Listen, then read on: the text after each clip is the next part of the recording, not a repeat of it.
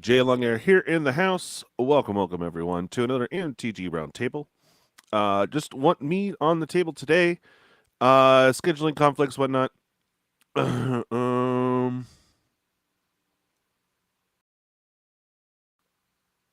Oh.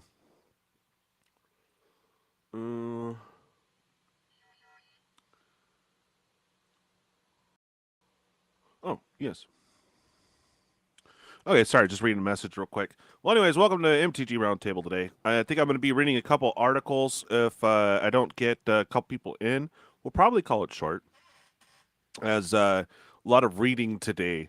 Anyways, as you guys have noticed for the pre-release for Lorwyn, there's been mad Teenage Mutant Ninja Turtle rares slipped in the mix, and they've gone away and done away with the date. Hey, what's up, K-Torque? How you doing, bud? Um, so no more pre-release stamp, no more really special thing in the pre-release kit. So there's another article that popped up here stating that why even have the pre-release kit. I mean, it's kind of a whole experience. So I don't know, man. It's a little weird. Anyways, K-Torque, thanks for joining me. Berthor, well, hey, how you doing, buddy? It's just MTG Roundtable. Gonna be talking about the news and stuff like that. I do need to post the giveaway link though. That is live. I went bare basic this time around, like beyond bare basic. So pretty easy to understand. Go over there, comment Lorwyn to get in on the giveaway. We're giving away 4 packs this Saturday, as well as doing a pack live. That's the last of my Lorwyn. We're also doing all the giving away stuff and filming the live shorts this Saturday.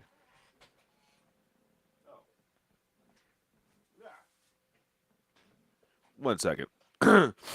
So, just gonna kind of review this real quick, and I want to pop over to their other article. I do apologize about the spam. Can't do much about it. So yes, a lot of people are excited for Lorwyn. The hype is high.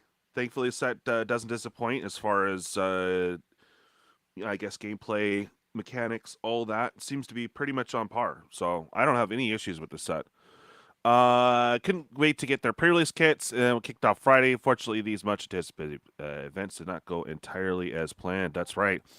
So we got Ninja Turtle cards in the pre-release kits. Y'all know this. Have seen, I'm sure, several other content creators bring it up.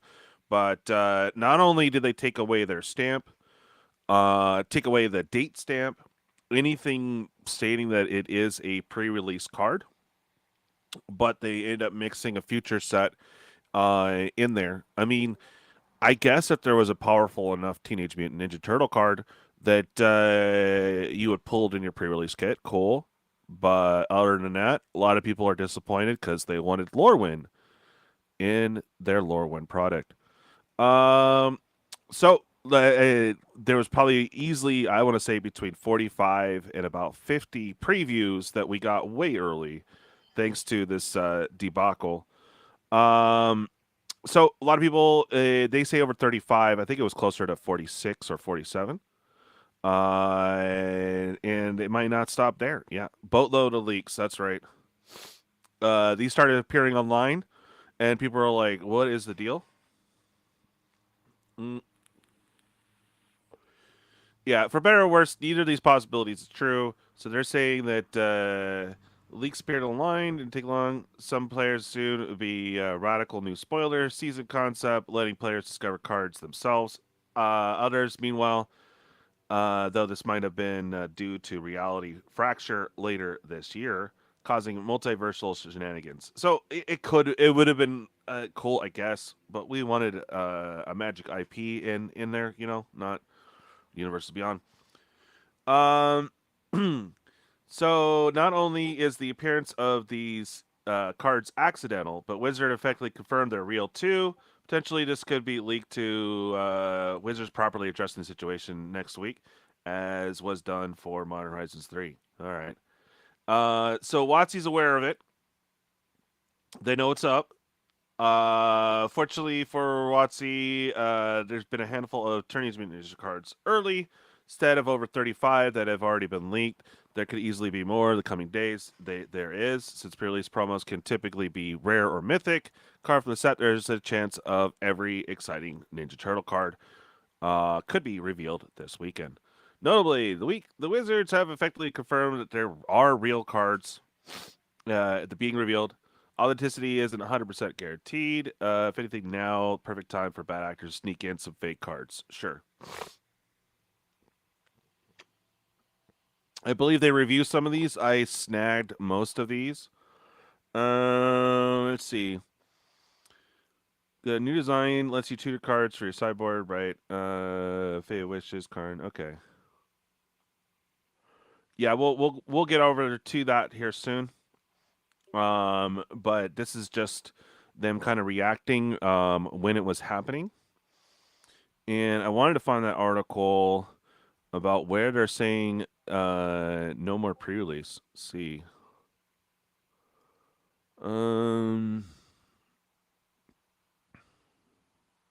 Yeah, this is interesting here. Burr. Click it. Thank you. So, Wizards of the Coast should get rid of pre-releases. This is an interesting take.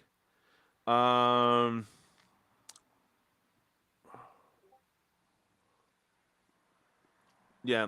Trouble is, with the pre-release the week early, official release doesn't really mean much of anything. Thanks to changes over the past couple of years, set's official release date has meant less and less. I mean, you have all products available at pre-release pretty much. The High Time Wizard finally got rid of the needless release dates that each set has. In fact, Wizards should get rid of pre-releases altogether. That is an interesting take. Let me, as I'm on a different screen. There is nothing additional with pre-release kit. Seems like they should just open play boosters or whatever. I mean, now I totally agree with you, Berthor, because like, what's the point? It's not like that promo has a date or a time or any form of stamp now. So basically, you're buying 6 packs and you get a bonus rare or mythic on top of it. It's okay, I guess. But, it's no longer special. So, yeah, I don't know. I kind of get it. I I would miss the experience if they got rid of pre-release kits. Not that I've been able to go and do a lot of pre-release events recently, but I would kind of miss that. But now that there's no promo, you're essentially paying, in some cases, overpaying for 6 packs. So, yeah, I get it. I know when they run out of pre-release kits, they would just issue us 6 packs. No promo sucks, but is what it is. So I kind of get it. All right, back to the article. Okay. Yeah. And this is going over them finding Ninja Turtle cards instead of the Lorwyn cards. Yeah. It's just getting rid of the whole tradition, and the promos are gone. Yeah. And the reason why is kind of sus. Like, okay, they said that like if you're it's too much hassle for the pre-release promo. It's different card, different SKU, whatever. They're saying that's complicated, and like, bro, you they're trying to make it easier for retails as far as selling singles. That's a horse load as well, because you still have in the set like fractured, regular foil, showcase, regular version, extendo. So I mean, it's not like they've reduced down the booster fun aspect. So you're still going to have a problem figuring out the singles. So honestly, the pre-release doesn't really change much of that. Collecting. Let's see. Quietly announced the removal of this feature that had been around since 1997. Time Magic players were more distracted by the price hike coming with the set, allowing this news to slip under the radar. So basically, everyone's freaking out because the price went up yet again. And just like typical shrinkflation, I mean, you're paying what, $10 for a crappy burger now, and now that burger you're still paying $10 plus, but now that burger is like 2/3 smaller or something. That's what they're doing. Um, okay, so all the time players were more distracted by the price hike, right? Once the events rolled around, players discovered the stampless promos. However, were left feeling disappointed to shed more light on the situation. Gavin recently explained why during this change is made. Unfortunately, since the gameplay problems with pre-release promos installed in 2015 Battle of Zendikar, the reasoning is rather disappointing. Again, the reason was sus, man. All right. Hello, welcome. I've lost audio. How are you, bud? Can you hear me? Check. Okay, I do have audio. Okay, I was like, bro, no audio. Anyways, can you hear okay, bud? Hello. Okay, you can hear me. Okay, yeah, no, I was talking about Holy. He had joined us today. Okay, let me finish this article. I'll hear when he pops back in. According to Vorhe, the reason date stamps on pre-release promos were removed were due to delays. This proved very handy in Lorwyn's for Lorwyn Eclipse because it was delayed from 2025 to 2026. It's unclear whether the delay forced a change and potential reprint. It does make sense to want wiggle room, right? That's why, because they kept changing the dates, is why they went to just the year. And Vorhe says they simply weren't too jazzed about the year stamp on the promos, right?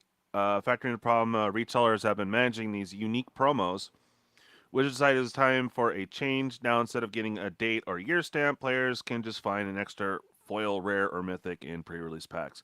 It's just kind of sus. There's like no indication that it's a special card at all. Again, you're just paying for 6 packs and a one bonus rare or mythic. So, um, yeah, we didn't really care about the date. We preferred the actual time day because it was more of a memento. Let's see if he got back in.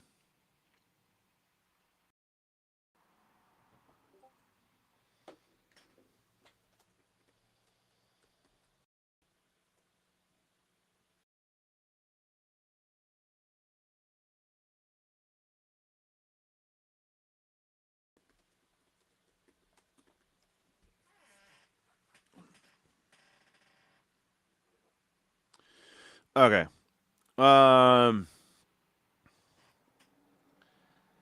Yeah.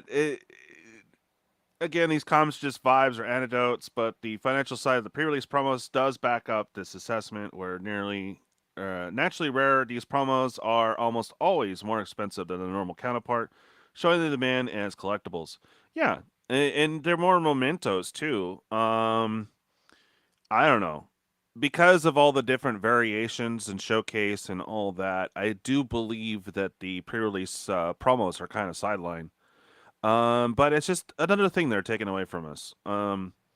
Yeah. It doesn't seem like a lot of players disappointed right now. Wes does have the data. Player surveys, the market research knows the average player really actually wants. This may make Voorhees' statement correct. Still stings that something beloved is being taken away. Yes. Yeah. And honestly, I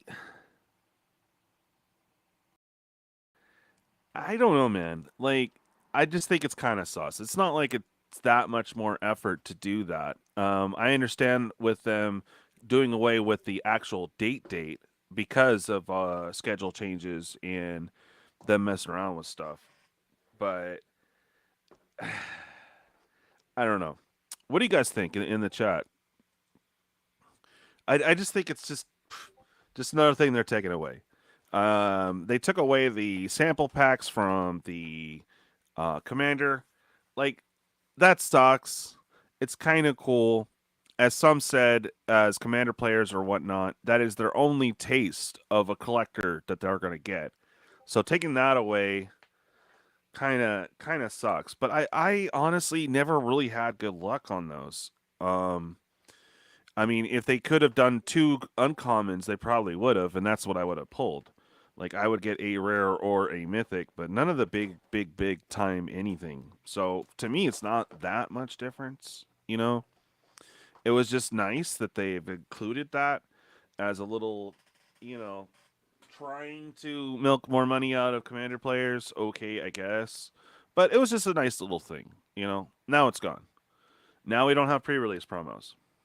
So I don't know. Do you think that's gonna drive up the market like for old pre-release promos since they're done? I don't know. Let me know.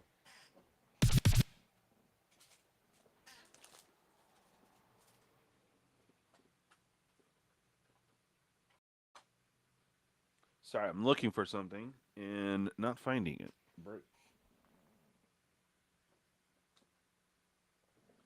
It just dropped.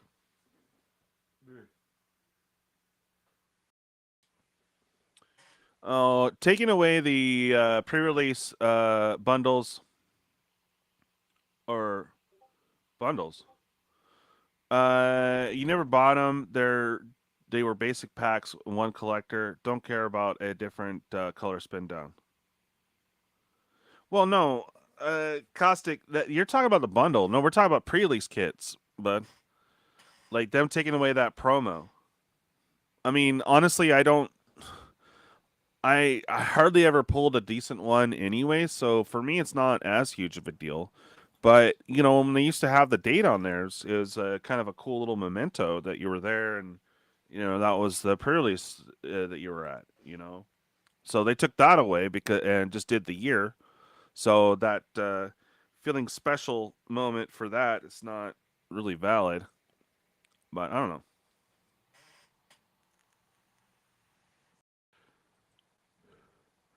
It's cheaper to buy full boxes of packs.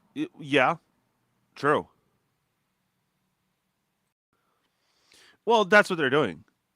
I mean, we're seeing shrinkflation here. They were trying to shrink us down to 7 card packs, and fortunately, we held strong and said no. So,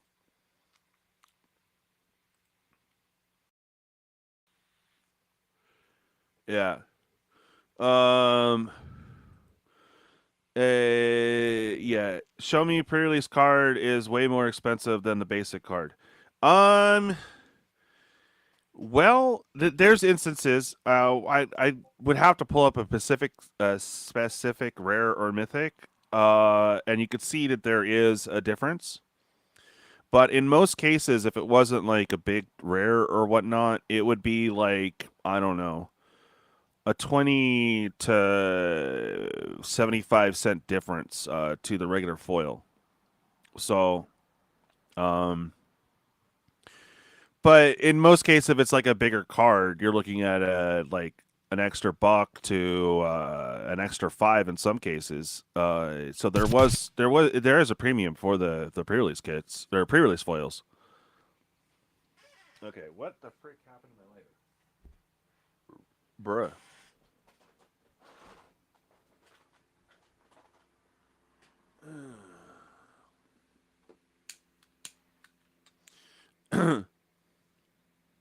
Yeah, exactly. Far North. Hey, I haven't seen you in a minute. Hopefully you're doing well. For Final Fantasy, I had a bunch have a premium. Yeah, for sure. If it's a beloved IP, I mean, especially. Okay. Welcome back. Can you hear me? Yeah. So, what's your take, Holy? Oh, well, first off, hi. We didn't get to say hi earlier. How you doing, bud?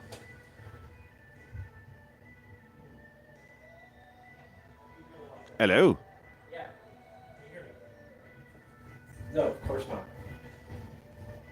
Of course not. Can you hear me? Yeah, I can hear you. Can you hear me? Okay.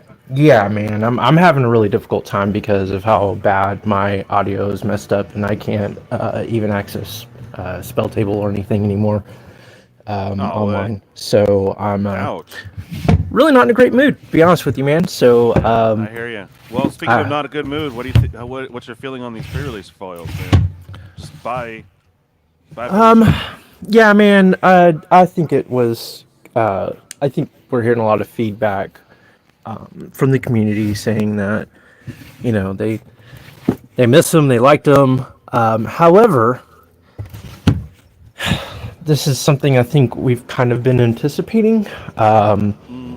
Remember, there used to be midnight pre-releases, at least when I came back in, and pre-release events aren't exactly a shining, exciting moment anymore like they used to be. And yeah, so, I guess so.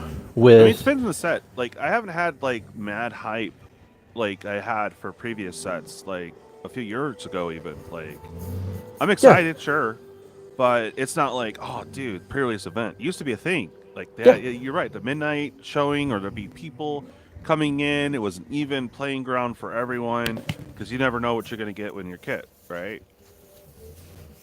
To me, it was stressful because I'm a slow builder, so it takes me forever to put a deck together. So for me, that 1 hour crunch time was like stress. But other than that, I don't know. It's fun. I like the limited format and all that. I mean, yeah, they can just give us 6 packs, I guess, out of a box. well, But my thinking is this: it's a neat card to get, but from a business standpoint, I mean, we have to understand there's no reason for them to continue to do that. There's no reason for them to put an extra card in there. I mean, yeah, you get the pre-release kit and you get an extra card. That's fun and that's awesome. But then what really is the point of that extra card? I guess it's an incentive to buy the pack, but they still have to package that card separately. So kind of wondering how much money did they really save with this, and if it was really even something worth doing, because I'm sure soon enough you won't even have that extra card in your pre-release kit. If pre-release kits even continue to exist, I don't see them continuing to exist. I see stores opening up a play booster and distributing 6 packs. Yeah, that's kind of what we're getting at. I mean, cost-wise, on some of these, you were paying premium for that extra box. I mean, you could just go buy 6 packs and be under $40, right? Whereas you buy the kit, it's like 40, 45, 50 some places. And of course, they have the premium sets and then the IP jack up, so it's like, bro. Well, let me tell you what my LGS does. Yeah. Not only do you get a pre-release kit, you get 2 packs. So that's 8 packs for $40. Yep. That's $5 a pack. Yeah, so that's kind of what a couple of the LGS around here were doing. Like it was called the take-home kit. You would get that and 2 packs. Yeah. 2 pack. Oh, hey, what's up, Dual Brain? It's been forever, man. We've got to have you on again. I know you're busy. Dual Brain? Yeah. Believe I know this gentleman? Yeah. Far North. Do the promo packs that stores give out have those stamps removed? Not the promo packs. I think they're leaving that alone because we need something for, you know, Showdown or whatever. But it's the pre-release kits that are affected. So essentially now, if you buy a pre-release kit, let's just say, just because it's the net set, I'm not going to assume that you guys are IP lovers, IP haters, whatever. What I'm saying, though, is now what's going to happen is you're going to get your 6 packs and a bonus rare or mythic foil. No stamp, nothing special. So it's essentially like one of your play packs actually hit 2 or 3 rares. That's the difference. So I get it. Why have it? I just nostalgia alone and what I got used to coming into Magic, though, the fact that might just go away. I do have to say hi to Dual Brain again, because it's actually been a couple years. But Dual Brain, bro, this is Holy Christ, man. I used to hop on your channel quite a bit and spin that little wheel with all the balls in it. You opened up a what was it, Mirage pack, and I got the Worldly Tutor out of it on your channel. I still have a little Dual Brain pin on my backpack, man, with the original cardboard still attached to it. I believe it's number 53 of 100. Anyway, dude, it's been a while since I've seen Dual Brain, and man, I'm doing okay, dude. Nice to see you, man. And that was a response to you. Yeah. He said, "Lol, hi, how you doing?" Yeah. Oh yeah. Yeah. Speaking of no time to breathe, bruh. So yeah, it's just it's shrinkflation. It's happening in the card world too. They've been trying hard to push those, the mini packs, the 5 to 7 packs. They had a whole strategy lined up for like the next couple years on it. It seems. So it just seems like these sets are specialty sets. They had to throw in standard, and they've had to flesh out. We're seeing that. I think they put the time in on Avatar. Ninja Turtles is interesting. We're gonna get to that next or right now, but I just kind of wanted to everyone get your feelers out. Be sure to comment later your feels on them getting rid of the sample packs, and of course, no more pre-release promo.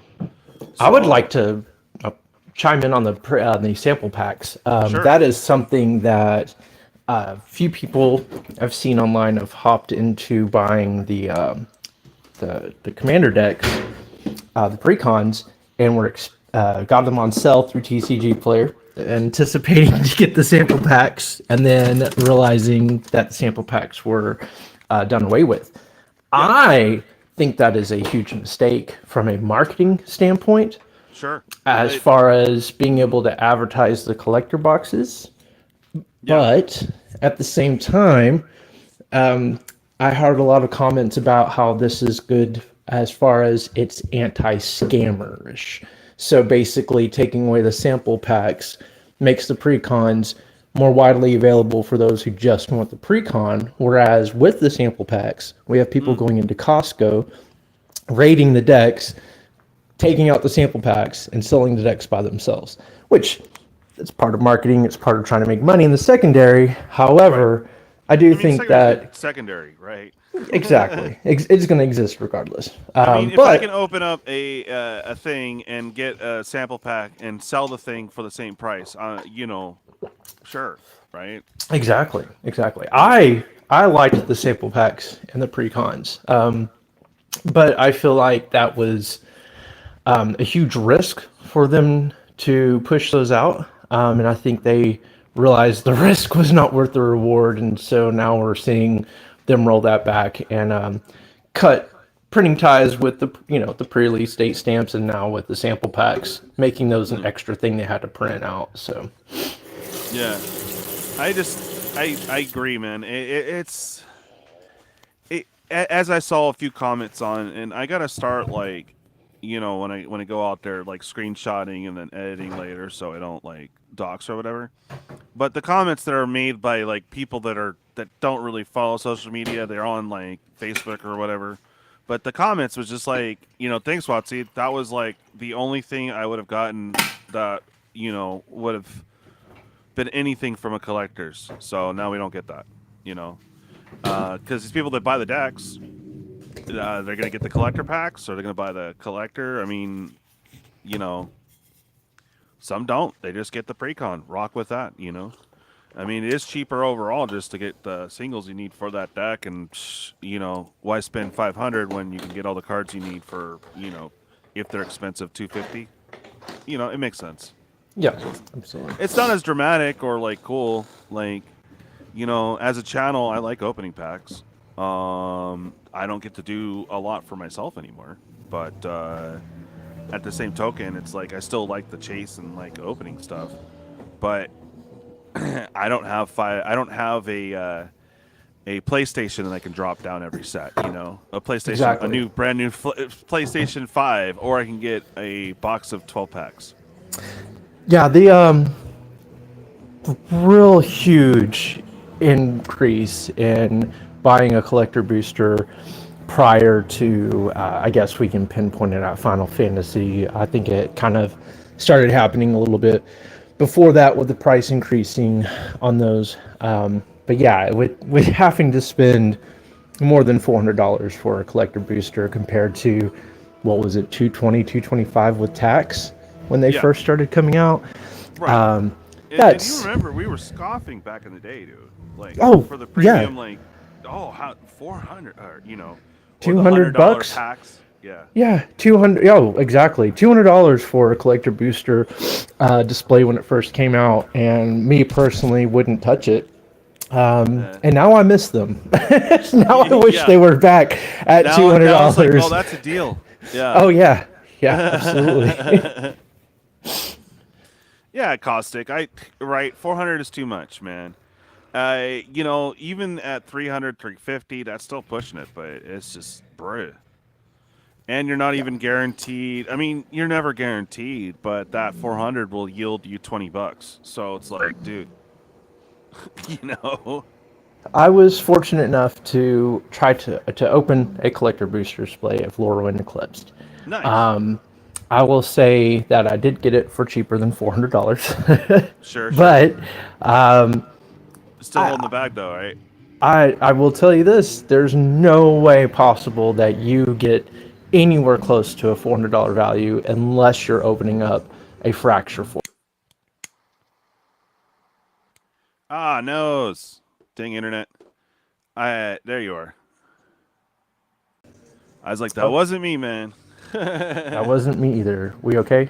Yeah, you're good. So unless you pull a fractured or the serial. Yeah, you're not getting your money back at all. Whereas, you're probably opening a play booster if you can get that for a reasonable price. Then I think you can almost get kind of close to that, depending on the set. I'm sure there's bad boxes, but I know when I was opening booster boxes before play boosters and before collector boosters, you definitely were getting close to your money back.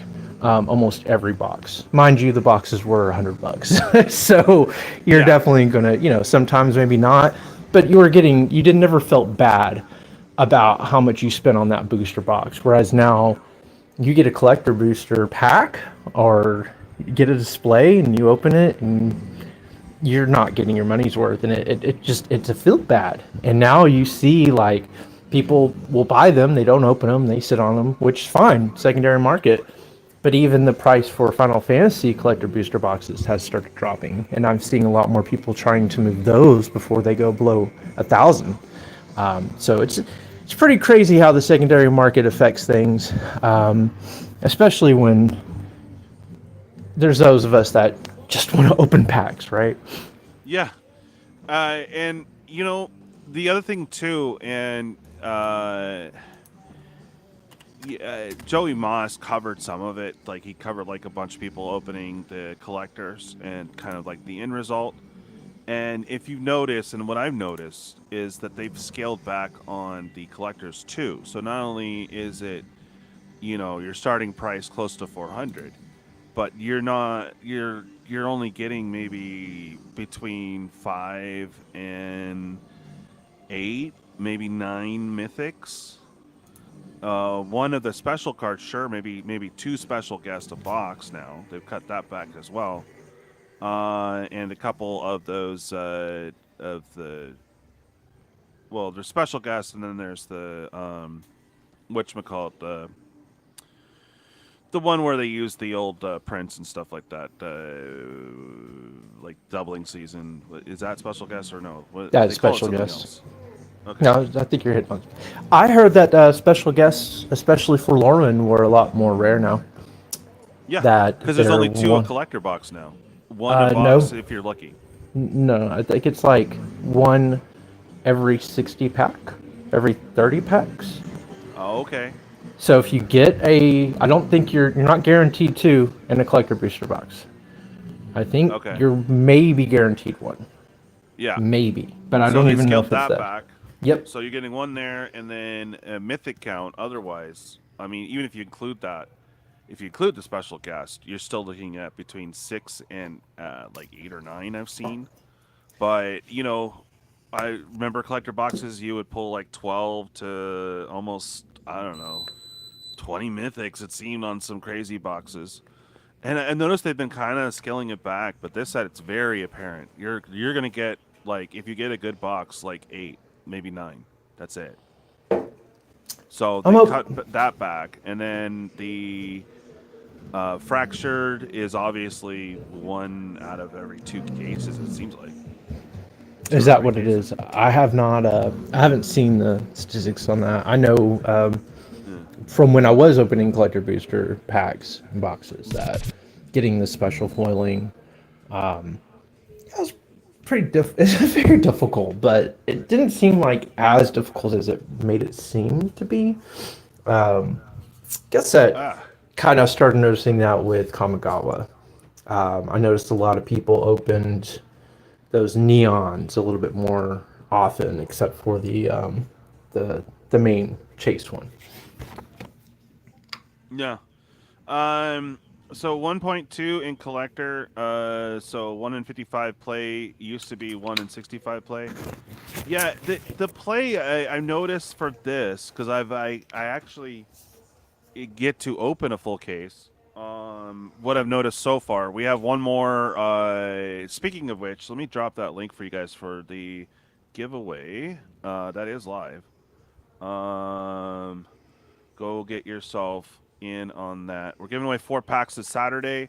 1 per winner. I'm gonna do a live pack during the stream, and then we have all the packs that people have won throughout multiple streams.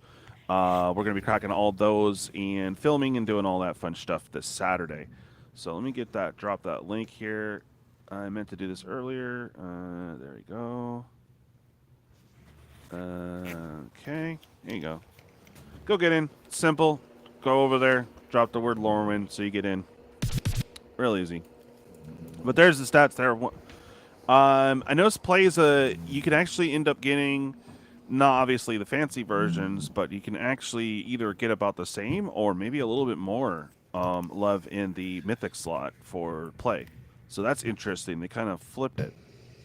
So if you're just after getting the cards to play, not necessarily the fancy versions, play is the way to go. I mean, I'm getting more out of the play boxes than I did out of the collectors, it seems. Agreed. So, anywho, let's have a look at some cards. For me, I don't know. It's nostalgic. I'm kind of enjoying it. You know, the previews for Ninja Turtles. I think it's interesting. I think it's looking a lot better than what I intended it or thought it would start looking. Yeah. I'm waiting to see cards that are starting to come out of the woodworks from older sets that will be the fire cards you need to get with the turtle cards. I noticed that there's been talk of other commanders that seem to be the commanders to use outside of TMT. I believe there's one, Genova, Ancient Calamity from Final Fantasy that looks to be a great TMNT commander. So that's what's exciting me. I'm excited to see how it affects other sets that have come out. But yeah, I think it looks a little bit better than what I thought it was going to be. I really do. I think it's going to... Wow, and this is in standard, so right? So we're gonna. Well, this particular card, no, but yes, yeah. This particular card, no, yeah. Yeah, but so this is the one of the boss cards. So I get Foot Disciple have flying. Oh, crazy! All right, and here's another boss. Craig Dimensional X Overlord. The bosses play an additional card each turn. Interesting. And at the start of the boss turn, the bosses lose 2. Okay. So, explain to me these boss cards. Yeah. So this is out of the there is a boss fight kit. You guys, we talked about this before, but it's the hold on. Yeah, so these are outside of standard. Then these are yeah. separate. This particular, yeah. It's the way that it came up that goes in order. Apologies, didn't realize we were starting on these.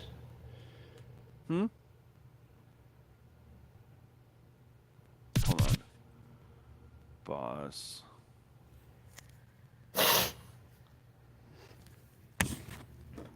No, not what I want. I'm looking for the thingy. Okay. So I'm gonna go ahead and share this. This is just so you guys are on the same page. Hi, go away. Thank you. Okay.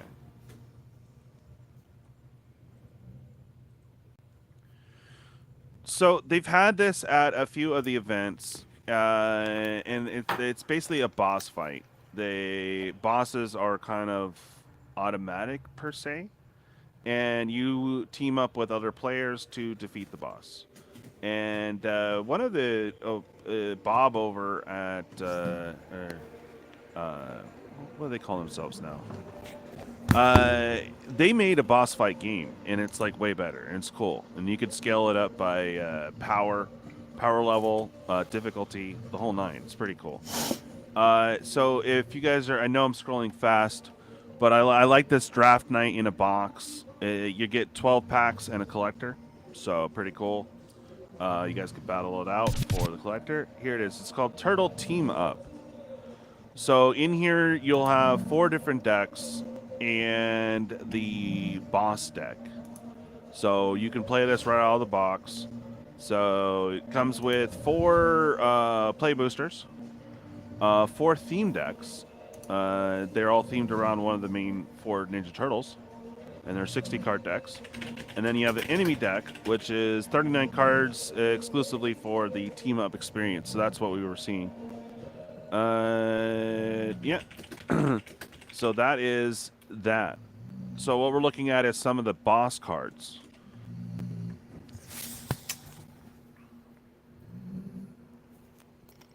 Very cool. Very interesting. Yeah, I think it's neat. I mean, like I like the clue thing was kind of cool. Okay. So, so now we have the Rat King, the Chaos Bringer, ninjas. The bosses control have Death Touch. Okay, so these are some of the the boss cards. So it's interesting. Nothing that we can use in our game. But here we go. Starting the actual spoilers. So I like that they're bringing back and giving us different ability cards. I like these. So you can The pay class 2 cards. Class cards, yeah. Class cards are great. Yeah, whenever you attack, you may discard a card. If you do, draw a card. Nice. You can pay 2 to bump it up, level up. Whenever you discard a card, this card deals 2 damage to each opponent. Amazing. When this class becomes level 3, search your library for a card, put it in your hand, shuffle, and then discard a card at random. So you get a free gamble out of it at the end. Oh, this is great. This is a great one. I think this is great. This is one of those where if you're, personally, I have a will deck that I need to revive, and this would be exactly what I'd want for my will deck. Those that want to loot through their decks, I think this is a great, phenomenal card. I actually saw this one going around on the social medias today, and yeah, it looks like going to be a pretty nice card for those red players, probably the players who like to loot. Well, if you want to bring back Madness, or I mean, there's not really enough mayhem to really make a deck out of it. But if you're gonna go Madness, this thing would be amazing. Because you want to discard anyways, so good to go. Like it a lot. So each one, I guess, gets a technique. So you have 4 and a green for a sorcery. You could sneak it, so it's 3 and a green. If you do, return a unblocked attacker you control to hand during the declare blocker step. Okay. And just look at the top 8 of your library. Put 2 creature cards, a total mana value of 6 or less from among them, onto the battlefield, and the rest at the bottom of your library in a random order. Well, I know elves want this. Maybe my squirrels, but definitely elves. I have a problem with it, just in the It's fact just okay. that It's not amazing. I don't think I could justify running this unless it was just fit for a deck. Can you hold the line for a moment? I forgot my drink. Where the hell is it? Okay, I'll be right back. But go ahead if you don't mind talking for a minute. I don't mind talking. I love to talk. Evening Twiddlers Place MTG. But yeah, I think, going through the top 8 cards of your library, you're getting pretty deep, creature heavy decks, awesome. But then you're restricted. And that kind of makes me pause. And you're paying 5 mana. I mean, okay, sure. Let's say you get your attack going and you get to cast it for your sneak cost. It becomes a little bit better, but again, you're limited with your And how losing a much. creature. Yeah, yeah. So I'm just gonna say I do not like this one. I think there's way too many better cards to choose from. Now, if I'm playing standard, I'm probably not the person to ask. Oh yeah, baby. Anyways, yeah, dude. Cheers. Kind of late. I was like, I'm forgetting something. Yeah. I do like these ultra blacks, like black cherry soda. Yeah. So the kit, yeah, it's a co-op thing. The team up. Yep. What's up, Twid? How you doing, bud? So this card's just okay. I just didn't mean to dwell on it too much. This is cool. I remember from the movies. It was always in some distant farm like place in the movies, cartoon, you know. So I kind of like it. It's cool. No, I think this is neat. I think this is one of those things that to protect a creature. You got a creature that you don't want on the board right now, or somebody's coming after it. You want to do something with it later on. Yeah. I think that's pretty cool. I think it's pretty cool. You need an effect where you have a creature ETB and you need that ETB again. I mean, Yeah. there you go. So you're exiling it into speed. You're also returning it to battlefield. Yeah. It honestly, and for me, it looks different than what I remember the movies and the cartoons, but it's still cool. And that's got to be.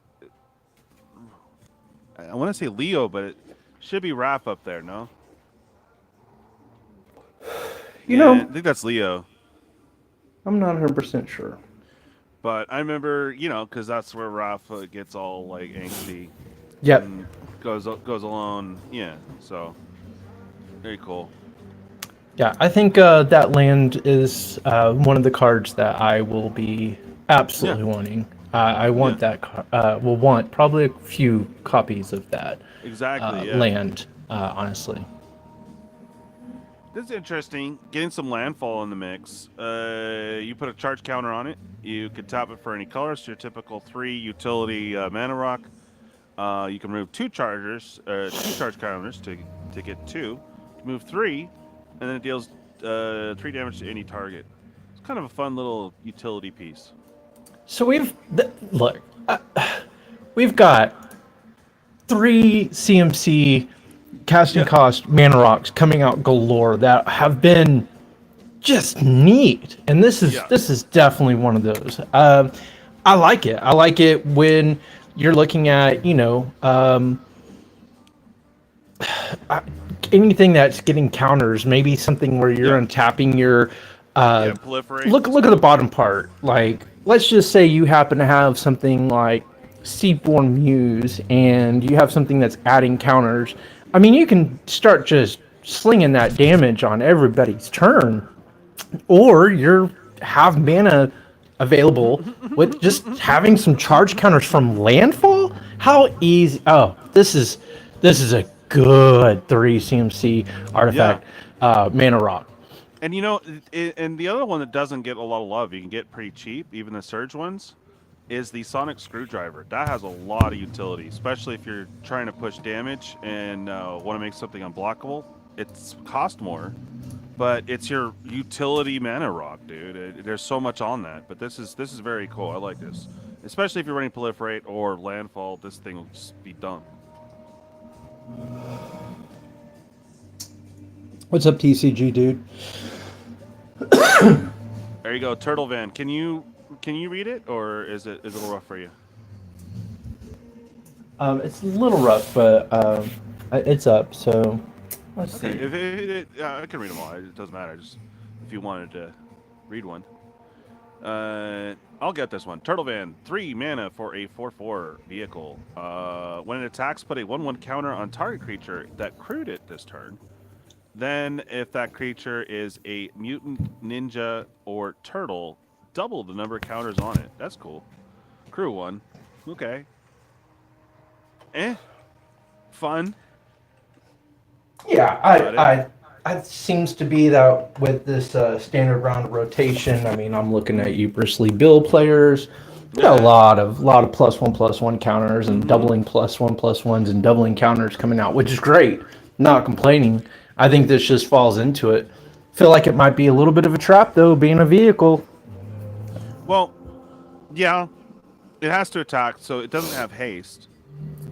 Well, it's not that. It's just you're crewing that vehicle with the creature.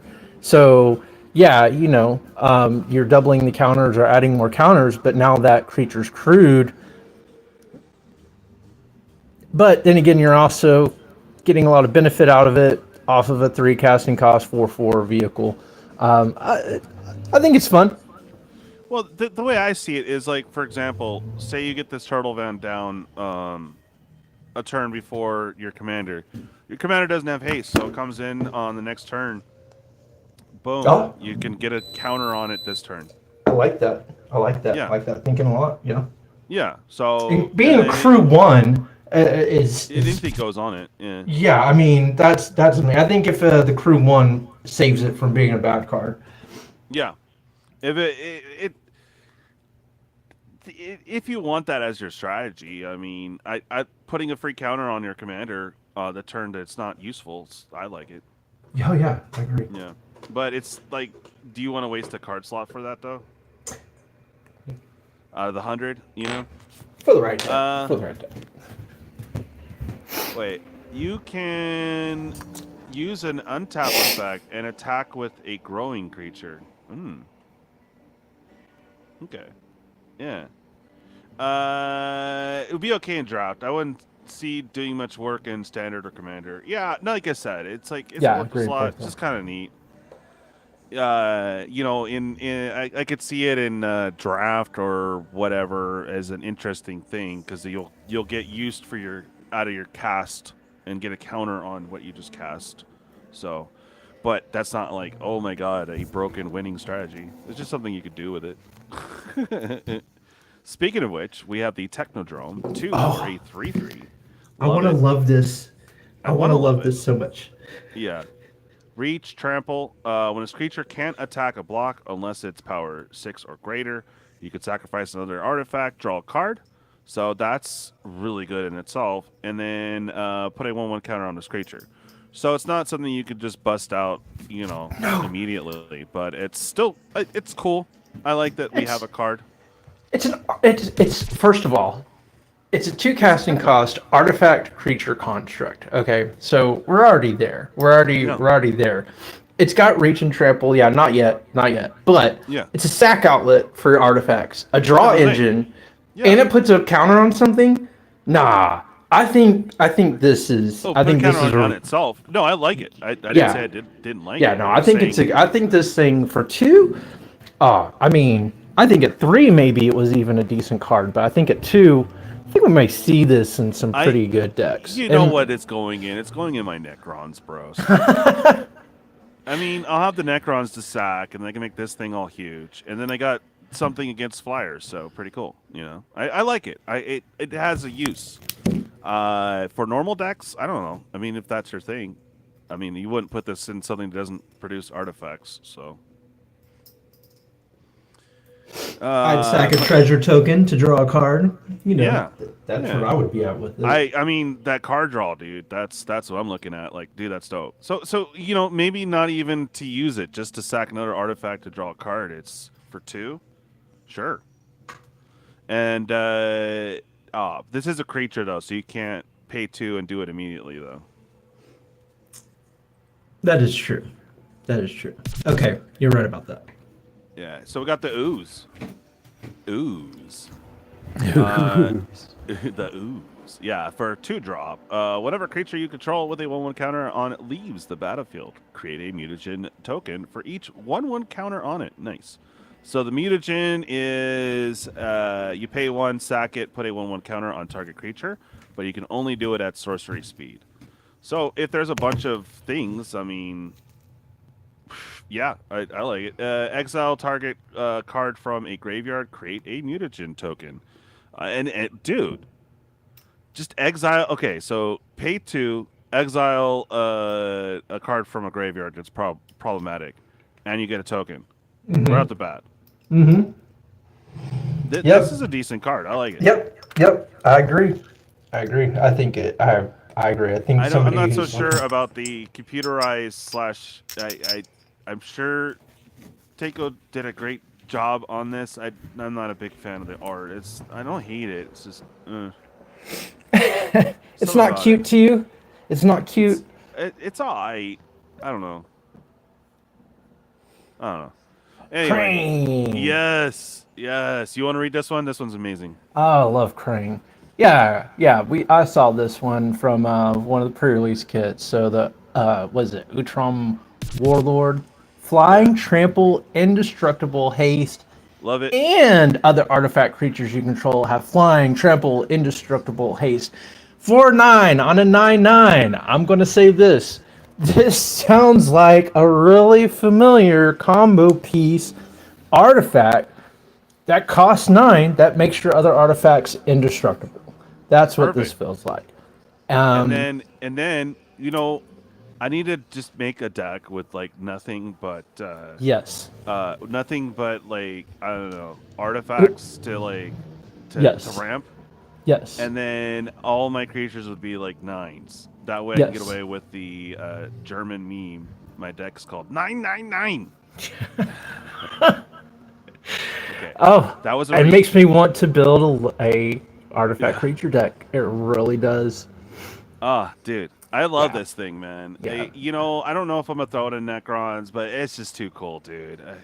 I'll probably need a couple of these. I don't imagine this one to be like thousands of dollars. I mean, maybe what, $5-10 after the. I don't. I mean, it's not going to be a chase card at all, but I think it would be a great fun commander. And I think it's one of those. I forgot about that. Oh. Yeah, I think it's one of those things that for newer players you can be like, look, this is pretty easy to understand. We're going to shove a whole bunch of.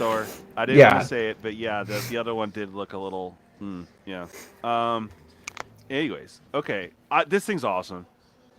And Chrome Dome for 1/3, 2 other artifact creatures you control get +1/+0, so it's cheap. Love it. Anything with artifact creatures, dope. This one will probably have to make it to my Necron somehow. And then you could pay 5, create a token that's a copy of another target artifact you control. That token gains haste, sack it at the beginning of the end. Yes. Okay, so here's my thing. Is this a CEDH piece? Does anybody else on the stream here play CEDH? And I'm asking because that paying 5, create a token, a copy of another target artifact you control, it gains haste. That's repeatable. That's you basically, as long as you have your infinite mana, you're going infinite, creating a copy of something that probably gives you 5 mana, right? Like we're talking, that's a combo. That is a combo piece. I mean, that is a combo piece. Just like pay 5, get a free Blightsteel Colossus for the turn. Win. I mean, I'm just saying, this is Chrome Dome. I think we're gonna. Berthor's saying nah. Are you saying not being the CDH? But I could. I don't think it's bad. I think it's pretty cool. I mean, you're creating a token, and you can create as many as you want. It's not a one-time thing. They say not CEDH. Okay. Yeah, Okay. I see potential. I don't see it as like a win-all. If the 5, if that cost was down a little bit more, I'd consider. I don't know. And it's on a stick too, so you can easily kill it. But whatever, it's fun, and that's the point. I think it's a fun card. Like our little hamster, or for me, my little squirrel world's going. Ooh, this would be fun to do. Put in here and there, Right. Fun and useful for it. So it's fun. It's not broken, but it's fun. No, No, I wouldn't call this broken at all. And then they have these combo cards, Toka and Razar. Terrible 2s. I love it that it costs 2 for a 3/2. Can't be countered. I'm already in love with it. Menace. And then whenever a player casts a spell, if the amount of mana to cast it was less than its mana value, Toka deal 3 damage to that player. Sweet. Well, okay. So that can affect you too if you like to, cheat stuff out. But dude, I see nothing wrong with this card. Do you think it's modern playable or not really? I mean, I wouldn't leave that up to the audience. I Yeah. do not play modern at all. I love this card for a lot of different opposing certain decks, just because of the fact that you have people cheating in the big creatures green decks all the time, cheating something in, or whether it be even, I mean, I hate to say it, as an Dragon player, this would suck.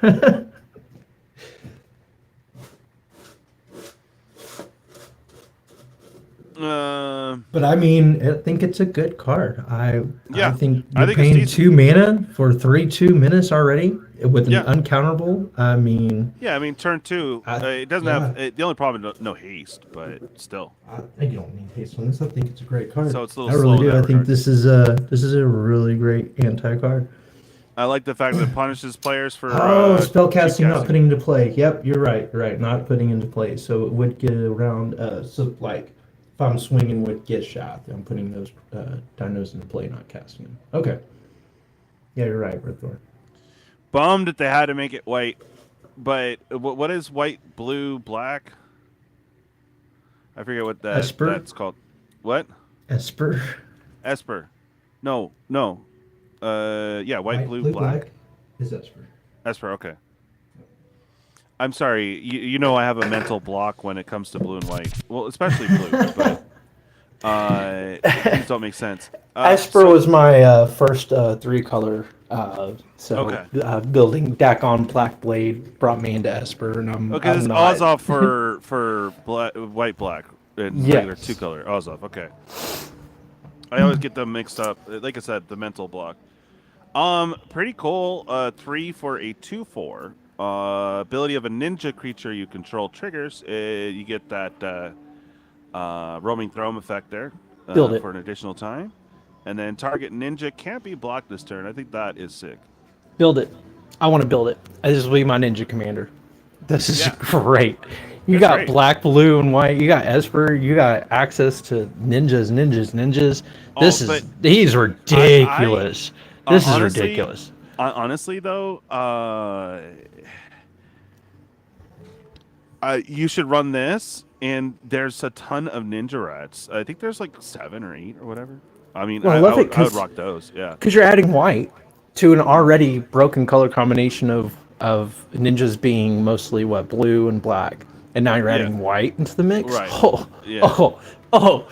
I mean, this is. I think we're going to see this commander out there. I think we're going to see people who are playing Eureka and bring this out. I mean, I'm speaking from a commander point of view, but I think even in I mean, that's who they make the card. this is ridiculous. I think this is a strong ass card, I think it's especially good. for this set. I'm just bummed that it especially has for this white set. and blue on it. That's all. Noted. good card. I know what kind of deck I'm building for our next late night spell table. Right? Yeah, dude. Like, honestly, I would like. And the other thing about this set too, that most people are ignoring, because you know me, I'm the typal tribal head dude. Like, I'm all about that life. Mutants. We are getting a ton of mutants in this set. We have ninja as an actual creature type now. Did they retcon any of the other older ninjas? I wonder. And then rat. So, bro, loving it. But mutants.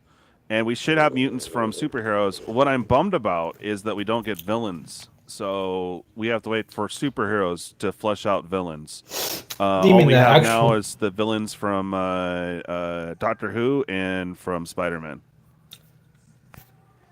All right. Here we go. See, I will pay attention now because this is Gruul, so Well, I do have to say this. I do have to say this. With mutant being now a creature type, as a mutate player, I think it would be fun to get a mutating a mutant. I may have to find a mutant. Like that would have been cool. Like if they if they did that like the I would love to see some mutate. Right? That would have been nice to see Mutate some back? new mutate. Oh, dude. Oh, yeah. So we got 5 and 2 girl for a 7/7. So okay. 7 for trample 7, haste. 7? Yeah. Whenever it attacks, reveal cards top of your library to reveal a creature card. Put that card on the battlefield tapped and attacking, and the rest on the bottom of your library in a row. This is so nasty. So all rude. creature decks. Oh, this is nasty. That could be so gross. I mean, you're looking at you want to put your. Can you imagine this I'm into just thinking. a Galta? I'm just telling you, this is gross. What about an Atali?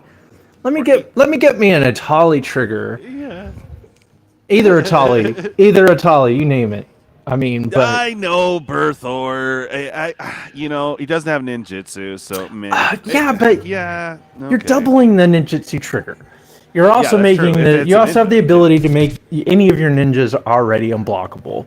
I think he's a great refreshing ninja commander just in that aspect because he doesn't have ninjutsu. But this is also coming from Steel, exactly. Oh yeah, Blight still would. Yeah, I like Ralph and Mikey. I like this card a lot. I also like just the feel of it, right? I might the troublemaker side. I can see you wanting to. I'm just gonna call it my biggest dickest deck. Just have all the big whatevers. Get this guy in to attack, and then Blight Steel to the face, or some big ass Eldrazi or something. It's fun. All right. See now I'm tuning out because it has white on it. You. All right. 1 and 2 Boros. Whenever they attacks, if it's the first combat phase of the turn, untap 1 or 2 target attacking creatures. This phase, there is an additional combat phase. Oh boy. So I love this just because having multiple attack steps was one of my first favorite mechanics to build off of. But I like that. When I've noticed from multiple combat phases, is you're getting the cards at Leo, that though. What the hell? The older cards were untap all creatures. There's another attack, right? Now you've got the newer ones where you untap that target attacking creature, you get another one. This one, untap 1 or 2. That's kind of neat. I like the fact that they're doing the 1 or 2. This is going to be fun. I think if you're building this as a commander, you know what you're looking for. But also you're paying 3 for 2/4 with extra attack phases on a Question. stick. Yeah. Does that trigger again if he gets to attack again? I mean, I think if you're talking about doubling up your combat phases. Wait. So hold on. Yeah. He can trigger himself. So isn't this infinite? Like, granted, he doesn't die or whatever. I believe this. It says no only during your first combat phase. Oh, okay. Yeah. I missed that. Thank you. Yeah. I know. Read the card. Explains the card, but I was hoping it was more broken than it was. Yeah. Oh, but what if you flicker it? Jump through hoops. I mean, I could see this card getting broken somehow. But it has that on there. Oh, a dino. I love dinos. All right, 2 bleed and a red for a 5/5 flyer. This creature enters. If you cast it, you may put a card you own from outside the game into your hand. Yeah, Brothor is a good point. It's still the first combat phase, whether or not that creature leaves the battlefield or comes back. Yeah. You can't read. Way too broken. I got you. Yeah. Still cool though. I mean, doesn't mean that you can't like trigger another one that can do that. Yeah. Fun card. Mikey and Leo. 2 Celestial. Whoa! Did you skip over the card that you just showed? What? You need to back up one. What? Yeah, that's the one we were just talking about. And then we have the dragon, and now Mikey. Oh, I didn't know we had talked about the dragon. Gotcha. Okay. Oh yeah, it pretty clear. That's Good okay. stuff. Oh, Mikey and Leo's awesome. Yeah. Whenever you put a counter on a creature you control, draw a card. This ability triggers only once each turn. Still cool. Get a little value out of it. Once each turn, sure.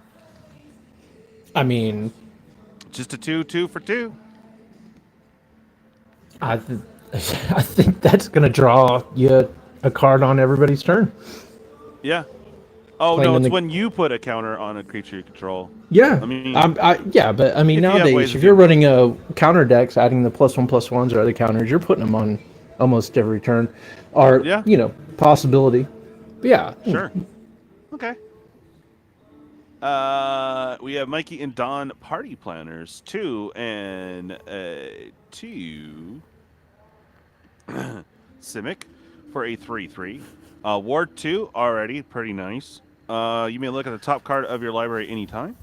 You may play lands and cast mutant, ninja, or turtle spells from the top of your library.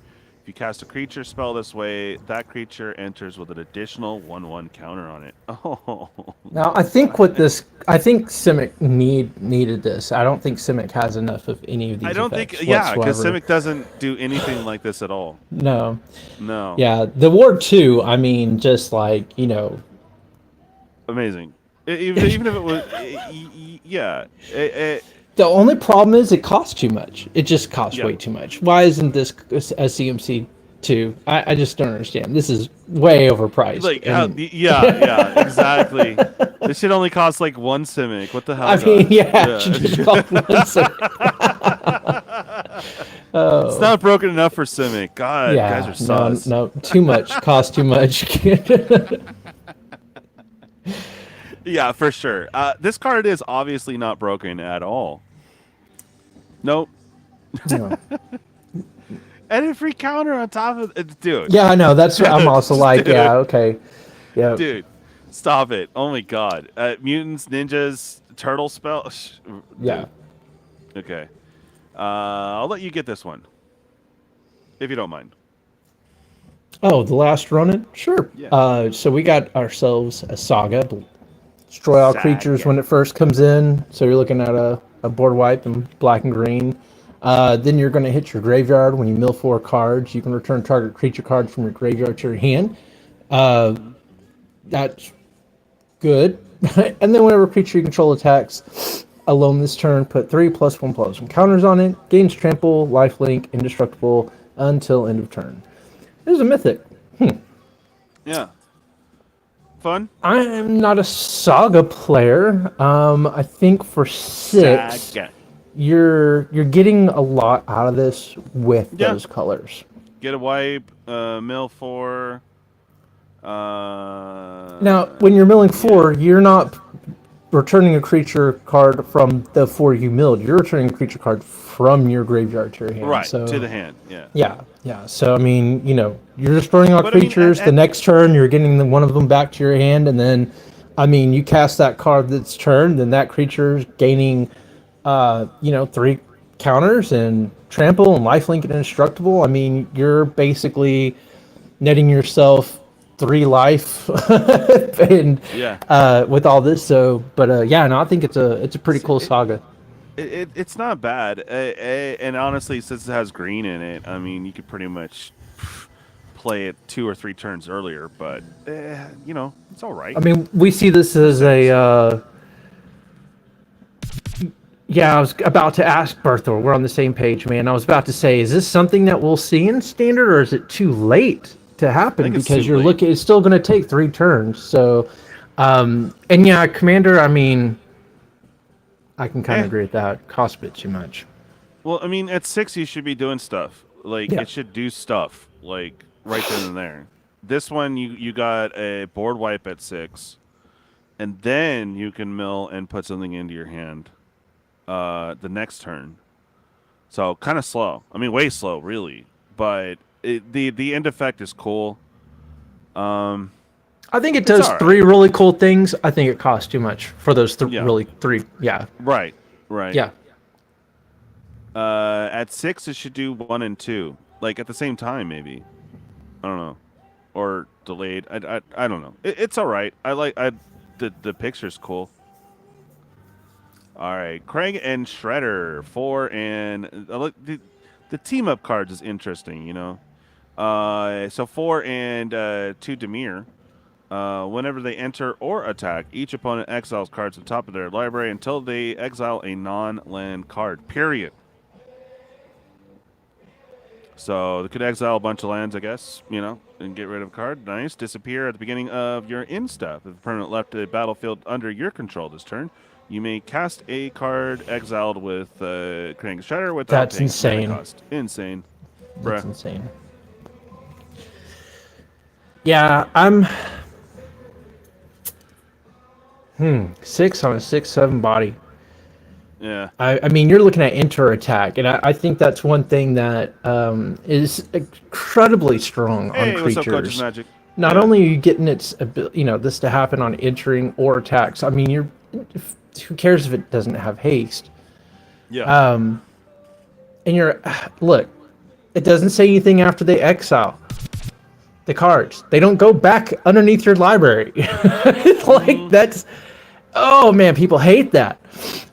Well, that's what I was liking about the Yeah. other thing too, because usually it would be tapped and attacking in exile or discarded or put in your hand or something like that. But like the Ralph and Mikey card that's earlier, just insane. put a card out. It's like, dude, Yeah, I think this Okay. is pretty because look at the beginning of your end step of a permanent with battlefield and your control is turn. Okay, well, a permanent that could be any it says treasure, enter. clue. You don't have to cast it, so you can't cheat it out. Yeah. And you're paying a card exiled with it without paying its mana cost. I think that's pretty fucking strong. I think that's pretty up there. Yep. Yeah. I think that's Enter pretty. and attack. Yeah. I don't. Did you just call Atali fair, Berthor? No. It's like a No, I hear slow what you're fair saying. attack. I hear what you're saying. Yeah. No, I hear what you're saying. I think that Yeah. I think that's pretty cool. I think it's a cool. I think it'd be a cool commander. Got Don and Ralph, hard science. It said hard. 1 and 2, is it? Is it really? All right, Menace, 2/4. Yeah. Whenever Don and Ralph attack, the next non-creature spell you cast this turn as affinity for artifacts. Oh, lovely. It is on attack, though, so... Yeah, man. If it had haste, maybe a little bit better. But the fact that it doesn't, I mean, it's got menace, so that's cool. Actually, I don't you know know. what? I don't know if you would run a hybrid like this, but the firebending would make this very interesting. Give me 1 second. I have to go take care of something. I will be right back, though. Yeah. All right. Is it because I mentioned firebending? Yeah, that does seem like the fair version of the card previous. Don and Leo problem solvers. Okay. Yeah. 3 and 2. Wait, a blue. Vigilance for a 4/6, so 5. Okay. At the beginning of your end step, exile up to 1 target artifact you control and up to 1 target creature you control. Then return them to the battlefield under their owner's control. All right. Apologies. No worries. Don and Leo. Yeah. So artifact love. I guess if you're running that, I love it. yeah. You can put this with Urza, the white blue one, or something. I don't know. It's cool. I mean, it's just your end step flicker stuff, but Yeah. you're doing artifact and creature, so it's 2. I mean, yeah. And this is interesting. Dark Leo and Shredder for a white and a black. You got the sneak. I think you have to sack a non-tapped creature to do that or something. Attacking ninjas you control have death touch. That's fun. Whenever Leo and Shredder deal combat damage to a player, create a 1/1 black ninja creature token. Then if you control 5 or more ninjas, that player loses half their life rounded up. Oh, that's fun. Yeah, you're throwing this into the Splinter. The Splinter deck, yeah. Yep. Mhm. I mean, I could see it standing on its own, I guess, as a commander to just to be fun. But no, yeah. Turtle power. Yep. With the weird elongated neck. Not sure about the art there, but Flash and turtles you control have +2/+2. All Sure. for a 3-drop. Lovely. Love it. Sure. We're definitely going to see some turtle decks. And the cow, dude. I remember seeing this on one of the comics, but I don't remember what the deal was with the cow. I don't either. I love this though. It's an ox, and this thing is flying. Okay, cool. But to add 2 mana of any one color for 3, that's kind of neat. On an 0/4 body, but I mean, I don't know. It's neat. I mean, the only argument is dies to removal, but whatever, dude. Yeah, it's a fun card. All right, we got another class card. Party, dude. All right, hold on. That reminded me of an essential task I must do since it told me to. All right, party, dude. Yeah. So when it enters, each player creates a food. So you hook everyone up with some pizza. Nice. Pay 2. Whenever an artifact an opponent controls is put into the graveyard from battlefield, draw a card. All right, so yeah. It says whenever. It's not limited. So if they're cashing in a bunch of food or treasure tokens, whatever. Bruh. Yep. Nice. Pay 5. Whenever one or more of your opponents are attacked, up to 1 target creature gets +X until the end of turn, where X is the number of cards in your hand. Interesting. All right. That's something to be played around with. It's not instantly broken, but, it gets the gears grinding a little bit. I mean, for one, you're getting it out there. You're getting a food token for one. Oh, you're hooking everyone up with the food token. Yeah. The next part being a draw ability, it's kind of cool. Yeah, and it's not limited. Not like once per turn. It's not a May, though, either. You're drawing no matter what. So, yeah, that's true. Yeah. So depending on how hard you go into draw effect, you're... Yeah. Meanwhile, Neku says thank you. But I will say this, though. Like, when I've played... what's the little devil guy that when somebody sacrifices a artifact, deals 1 damage to them? Yeah. I don't see that being really that strong. So I don't know if the this other would one really... I forget who earlier, but there was the Ping one where you sugar. sack or whatever, they take 3. So Yeah. yeah, if you're running Gruul, this would be awesome to a good include. All right, I don't remember this guy. Mutagen Man, Living Ooze, X and 2 green for a 2/3, has trample. Activated abilities of artifact tokens you control cost 1 less to activate. Oh, so pay 1, gain 3 on food, as an example. And then when Mutagen enters, create X Mutagen tokens, and you get that 1 discount, so it makes these free. Hell yeah. Put a 1/1 on a target creature you control. Activate only the sorcery. Yeah, so you pop this guy in. Yep.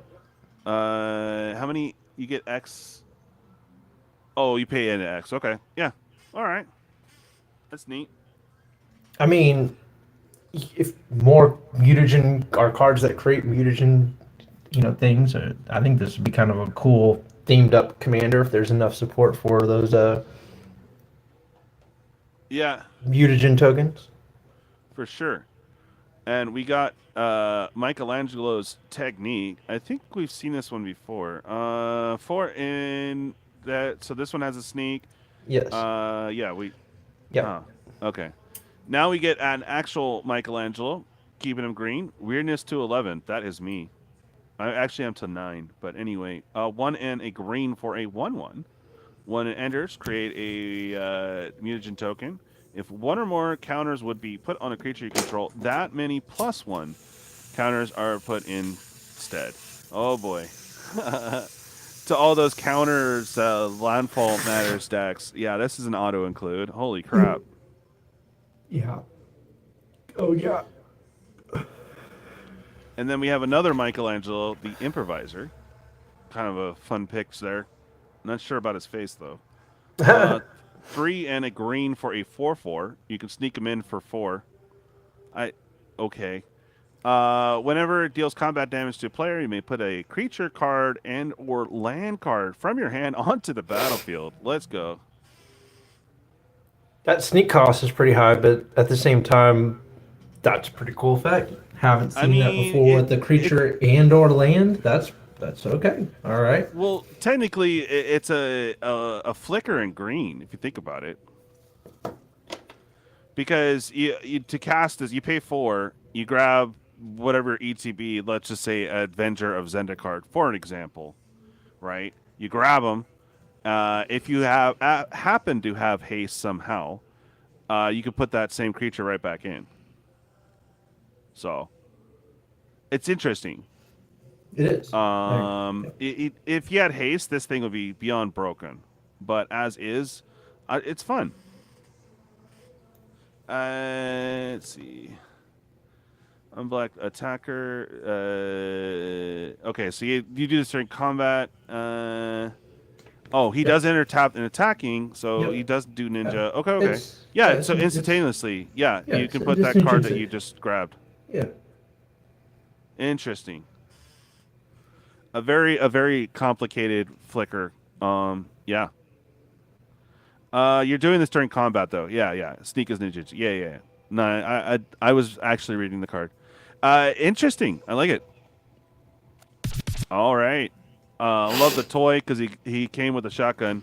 For the Playmates toy, but we have Leatherhead, Swamp Stalker, Crocodile, and a Rogue Mutant. So Crocodile, Mutant, Rogue. So you got 3 fun things to mess around with there. So 4 drop for a 5/4 trample. Leatherhead enters with a hexproof counter on her. Oh. Okay, he got gender swapped. Interesting. Whatever. It doesn't matter. Whenever Leatherhead deals combat damage to a player, you may remove a counter from her. When you do, destroy target artifact or enchantment that player controls. Okay. Sure. I mean, I think it's interesting, to say the least. Yeah. Ground Chuck and Dirtbag. I don't remember these guys at all. I kind of remember the Ox dude, but the face on it is very strange. Ox Mole Mutant. Sweet. For your Ox Tribal, let's go. 4 and 2 green for an 8/8. All right. Trample. When you tap a land for mana, add a green. Seems like that's a little late. I mean, still useful, but 6 for an 8/8 trample is nothing to scoff at. Yeah. I mean, I see this going in. I mean, come on. This is going to be in the big stompy green decks. Come on, green players. Yeah. It just, for some reason, I'm getting mentally caught up that you get the land effect, like, after you're already at 6. I mean, you know what I mean?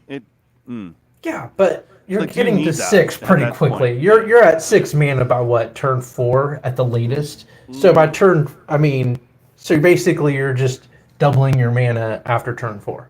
Yeah, I think that's pretty good in mono green decks. Yeah. I'm waiting for the mono green players to speak up. Or they might be a little too excited. No, I mean, I like it. Yeah. Nothing wrong there. Slash. There we go. 3 and 2 red for a 7/5. Alliance. Whenever another creature you control enters, it deals 2 damage to each opponent. That's sick. And then whenever slash attacks, create a 2/2 red mutant creature. Okay. I have a question. So question. Yeah. Am I building a third mono red deck? Yeah, dude. I mean, Oh, love this guy. Love this guy. put this guy with Jaws. That'd be fun. Yeah, whenever another creature you control enters, so you got ping, and then when he attacks, another ping. That's sick, dude. I'm just trying to think of what kind of creatures am I bringing in over and over and over again in red? Because I'm looking at we're am I going to put this guy at the helm and put a whole bunch of, low casting. Is this a new Goblin commander? Do we just put a whole bunch of goblins in a deck and here we go? God, yeah. Right? I mean, 7/5, dude. This guy's a 7/5, bro. No, but I mean, if you're playing like cheap combos, like 1-drop creatures, dude, bro, you could drop like 5 or 6 in a turn. That's I love this. Everybody. Oh, I love this. I love this guy. This is probably going to be my favorite, like legendary from this set. I love him. I love it's sick. I love it. It's sick. Oh, dude. All right, Ravenous Robots. So they didn't. Ah, man, they should have called them Mousers, man. Whatever. All right. 1 and a red for a 2/1. Whenever you cast an artifact creature spell, create a 1/1 robot artifact creature token. That's fun. And then pay a red. Create creature tokens you control gain haste until the end of turn. Nice. I mean, this is gross. Yeah.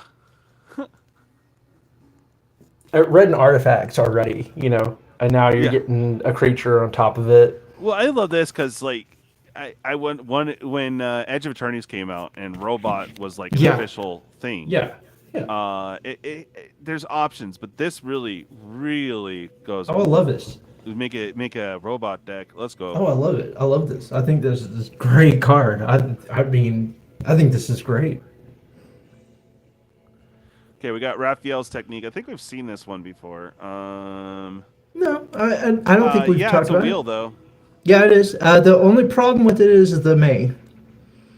Each player may discard their hand and draw 7 cards. Okay. May. Yeah. I mean, don't get me wrong. It's a new will. Yeah. Just that may. It's a May, though, so Neku can't be too excited. Got it. And you have to return an unblocked attacker you control to do this. So. Well, I think that's probably. That saves it from being a horrible card. I guess is because it brings it down to that 3 cost, which if you want to just call it cast, or paying 3 to will yourself, I guess it's not horrible. All right, Raphael, here we go. Sneak for 3. All right, so we got 2 and 2 red for a 2/3. Attacking creatures you control have double strike. That's fun. Yeah, I'm very on theme with Raphael. Yeah. And then we have the Ninja Destroyer. Oh, baby. 2 and 2 red for a 4/4. Raphael must be blocked if able. And Raphael enraged. That's sick. I love this guy. I love this guy. Good flavor win there. Whenever Raph is dealt damage, add that much to red until the end of turn. You don't lose mana as steps phase end. Oh, this with any firebender. Let's go. Yeah, I love this.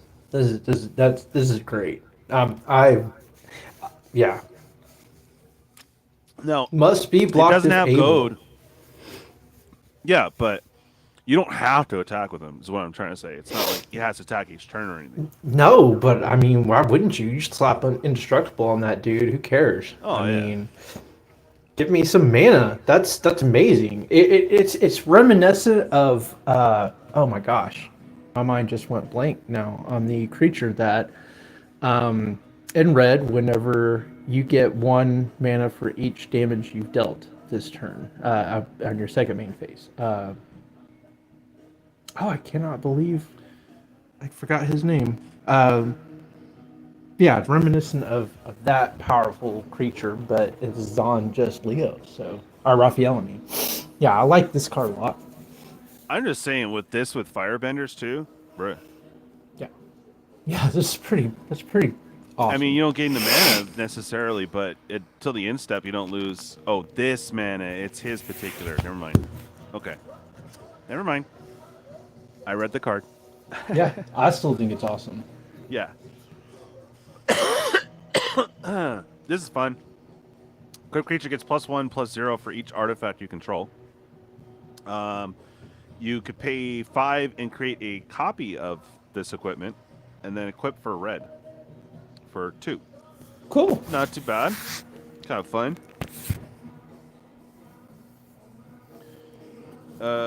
Cool but rude. Do we?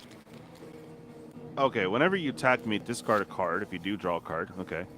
Whenever you discard a card, this class deals 2 damage. I think we've covered this one earlier. But yeah, dude. All right, Casey Jones. You said you didn't like Casey. Let's see why. 1 and 2 red for a 4/3. When Casey Jones enters, draw 3 cards. At the beginning of your next upkeep, discard 3 cards at random. Ooh, interesting. I mean, it's cool. I didn't think he. I don't know. Maybe it's just the art. I don't like the art. I don't like it. It's not the Casey Jones. I don't know, man. I don't know. I liked Casey Jones from the cartoons, and this is not the Casey Jones. So that's why. So it's just a little personal opinion. That's it. Nothing more or less to do with that. Just a car. Okay. One. I'm trying to pronounce that. I'm giving up. 1 and a red for a 2/1. Human Berserker. Giving him haste, yeah. Casey enters. Look at the top 4 cards of your library. You may reveal an artifact card from among them and put it into your hand. Put the rest in the bottom of your library in a random order. Okay, so you can go fetch that thingy. Grab his bag, his kit, his gear. Yeah, it's kind of cool. I mean, definitely a lot more on theme. Yeah, uncommon. I mean, it's uncommon. What do you want? Yeah. Broadcast Takeover for the Mythic here. 2 and 3 red. Gain control of all artifacts your opponents control till end of turn. Untap them. They gain haste till the end of turn. That's fun. If they're running artifact creatures or artifacts. It's an interesting card. Yeah. Too situational, I think. Yeah. I don't like it. I mean, you would only slot this in if you know for sure, like, I'm running Necrons or someone's running Blightsteel or something. But if you don't know what the decks are, I just don't see slotting this. You know? I mean, mono. If you're running mono red and you need, I see it going with the dragon that if you have 20 or more artifacts, you win the game. Yeah. Okay. I see it in that. I see it in something that makes use of artifact heavy red mono red decks. Definitely can see it having a place in there, especially like if you have something. You know what? Here's a stupid idea. If you have something that's giving your opponents artifact creatures. No, hold on. Cujo or Kudo or whatever, the monkey, bro. You're giving them bananas and then you just play this and gain control. Oh, I see what you're saying. Okay, just a funny, like, why? Oh, okay. It would be hard to kind of pull off. I think it could be a early fun win, card. but like a hug deck, kind of. You know, I don't know. I'm just seeing things outside of that particular dragon deck or whatever. You know, because sometimes people don't run artifact heavy decks, so. I mean, it's always could be one of those where you're sacking artifacts constantly, and you just want to go ahead and. I mean, Sure. also there are cards. There is a card that says all permanent or artifacts. Michael Synth Lattice. Okay. Yeah. So why not just gain control of everything. That's everything and just everything lands everything. You're untapping everything. Can you imagine just having That's like 6 mana? You play the microsynth or whatever. Or how much is the microsynth? I forget. Yeah, Microsynth Lattice. I don't remember how much it cost. I stopped playing that because that was one of my first. Can you imagine just playing that card? People are like, "Oh, really? Okay." And then you play this one, like people don't expect this at all. They'll be like, "Wait, what?" Yeah. Dude. Yeah. I think this is a fun trump card, kind of. You know, like in the right deck. Otherwise, yeah, it's too funny though, man. Microsynth and then bust this. People are like, bro. Oh yeah. Oh, fun. It's a fun combo piece. Okay, expensive. Yeah, Super Shredder. All right, we get a better picture of him though. That's cool. I love this thing. It's all right. It's not like Yeah, the super art looks broken, cool. but this one looks sick. Hell yeah. So any permanent. Any permanent. When another permanent leaves the battlefield. Yep. Yeah, I don't know why people are thinking, oh, whatever. It's just yes. Of course Any it dies permanent to leaving the but Any battlefield. permanent, yeah. Yeah. They're cashing their treasure tokens. Doesn't matter your turn, their turn. Just, yeah, dude. You make them all swole. Splinter's technique. All right, so we got the sneak. Search your library for a card. Put that card in your hand and shuffle. Yeah, it's a DT. Yeah, an interesting tutor. Yeah, yeah. I mean, it's you got to have the unblocked attacker, right? Mm-hmm. So, yeah, it's the demonic. I mean, look, standard. We seeing this a lot in standard. I think we're going to see this a lot in standard, in my opinion. I don't know. I'm not a standard player, but I would think if you've got a demonic tutor, basically, situational demonic tutor, I think I'd be playing this. Oh, this and rats for sure. Because you could sack a 1/1 rat, or swing in with a couple rats, and one gets through. Sweet, do this instead. All right. Snake Spirit Avatar. Now, I am not familiar with this dude at all. I don't know what series this one's from. Same. I don't know the dude. Snake Eyes gifts takes others back to their worst memory. To the weak, it is a curse. To the wise, a second chance. All right. So, 3/4 Death Touch. Whenever another creature you control dies, you gain a life equal to its toughness. Oh, that's sick. Yeah. Whenever you gain life, each opponent loses 1 life. Yeah, I will be this per life? this.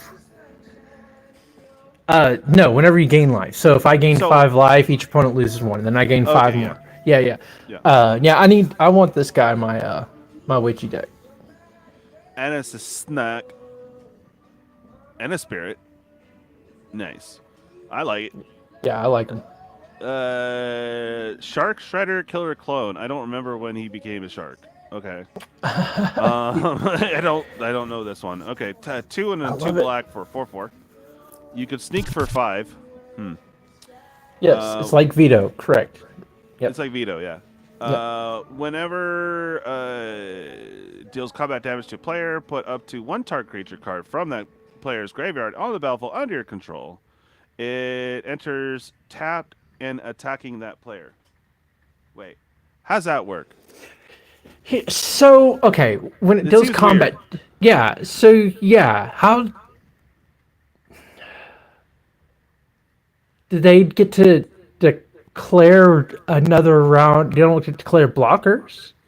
Because you've already... Deals combat damage to a player. Well, it needs to say that, though, dude. Because it's not. But no, it's but you get it right. It's first strike. Yeah. You're gonna hit the player, and I mean first, and then you put it, and then grab from the graveyard's attacking that player, and it doesn't say that it goes back to the.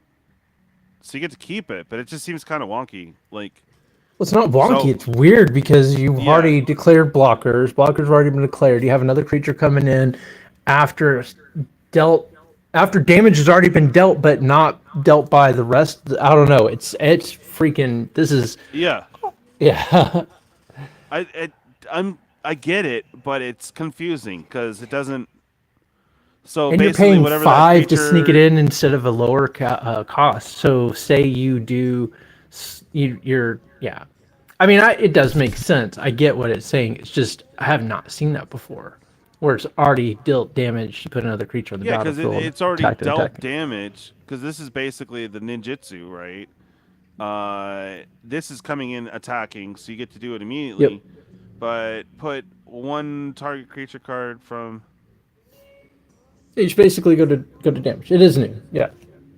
Yeah, it's like it's after crazy. Combat effect then. So you can't block the creature that's coming in, tapped and attacking. Yeah. Because it's already blockers have already been declared. But it has to do combat damage, so that's already after blockers declared damage. That's what I was saying. So exactly. It was just there's no way to block that creature coming. That's freaking crazy, man. Yeah. Yeah. Yeah, I like I it. would. Yeah, no, I love it. I wouldn't mind building that for a mono black commander, to be honest with you. Right? I mean, Well, no, we're you not talking know, about the sneak. What I'm saying is, like, if you, it has to no. deal combat His damage to effect. play. He has to Yeah, deal the combat damage first, right. and Yeah, then you have another creature that's tapped and attacking. That's what's confusing. Like, which is it makes sense. Okay. So that there's no way to block said creature, right? So it's just free damage, and you get to keep the creature. So it seems really broken. I think, yeah. No, I love it. yeah, I think they might try to errata or do something weird with it. I don't know. No, man. And I didn't know about this demon dude either. When I am done, there will be no evidence that you ever existed. Nice. 3 and 2 black for a 4/4 trample. Beginning of combat on your turn, you may put a 1/1 counter on George Romero. Because he makes zombies, you know? No. Okay. Then you draw X cards. Lose X life, where X is the number of counters on Homie. Nice. Yeah. What, Berthor? Yeah. What? What? No Hold flying. on. No. Back up. Back up. We're not talking about this guy. Hold up. I'm talking about Berthor's comment real quick. Wait. Hold on. If the creature that is your opponent's that's coming in has first strike, it won't do damage because the effect takes place with first strike happening, right? Because the creature itself has first strike. We said that the Shredder guy has. So Okay, it hits first before the rest of combat damage happens. So that's how that's how it works. Is because it's dealing first strike, so it gets to deal damage first. So because it deals damage first, that means the rest of damage has not gone through yet. So you'll be able to put another creature in an attacking, and it can deal its damage after the first strike damage has been dealt. But if that creature has first strike, then it won't happen.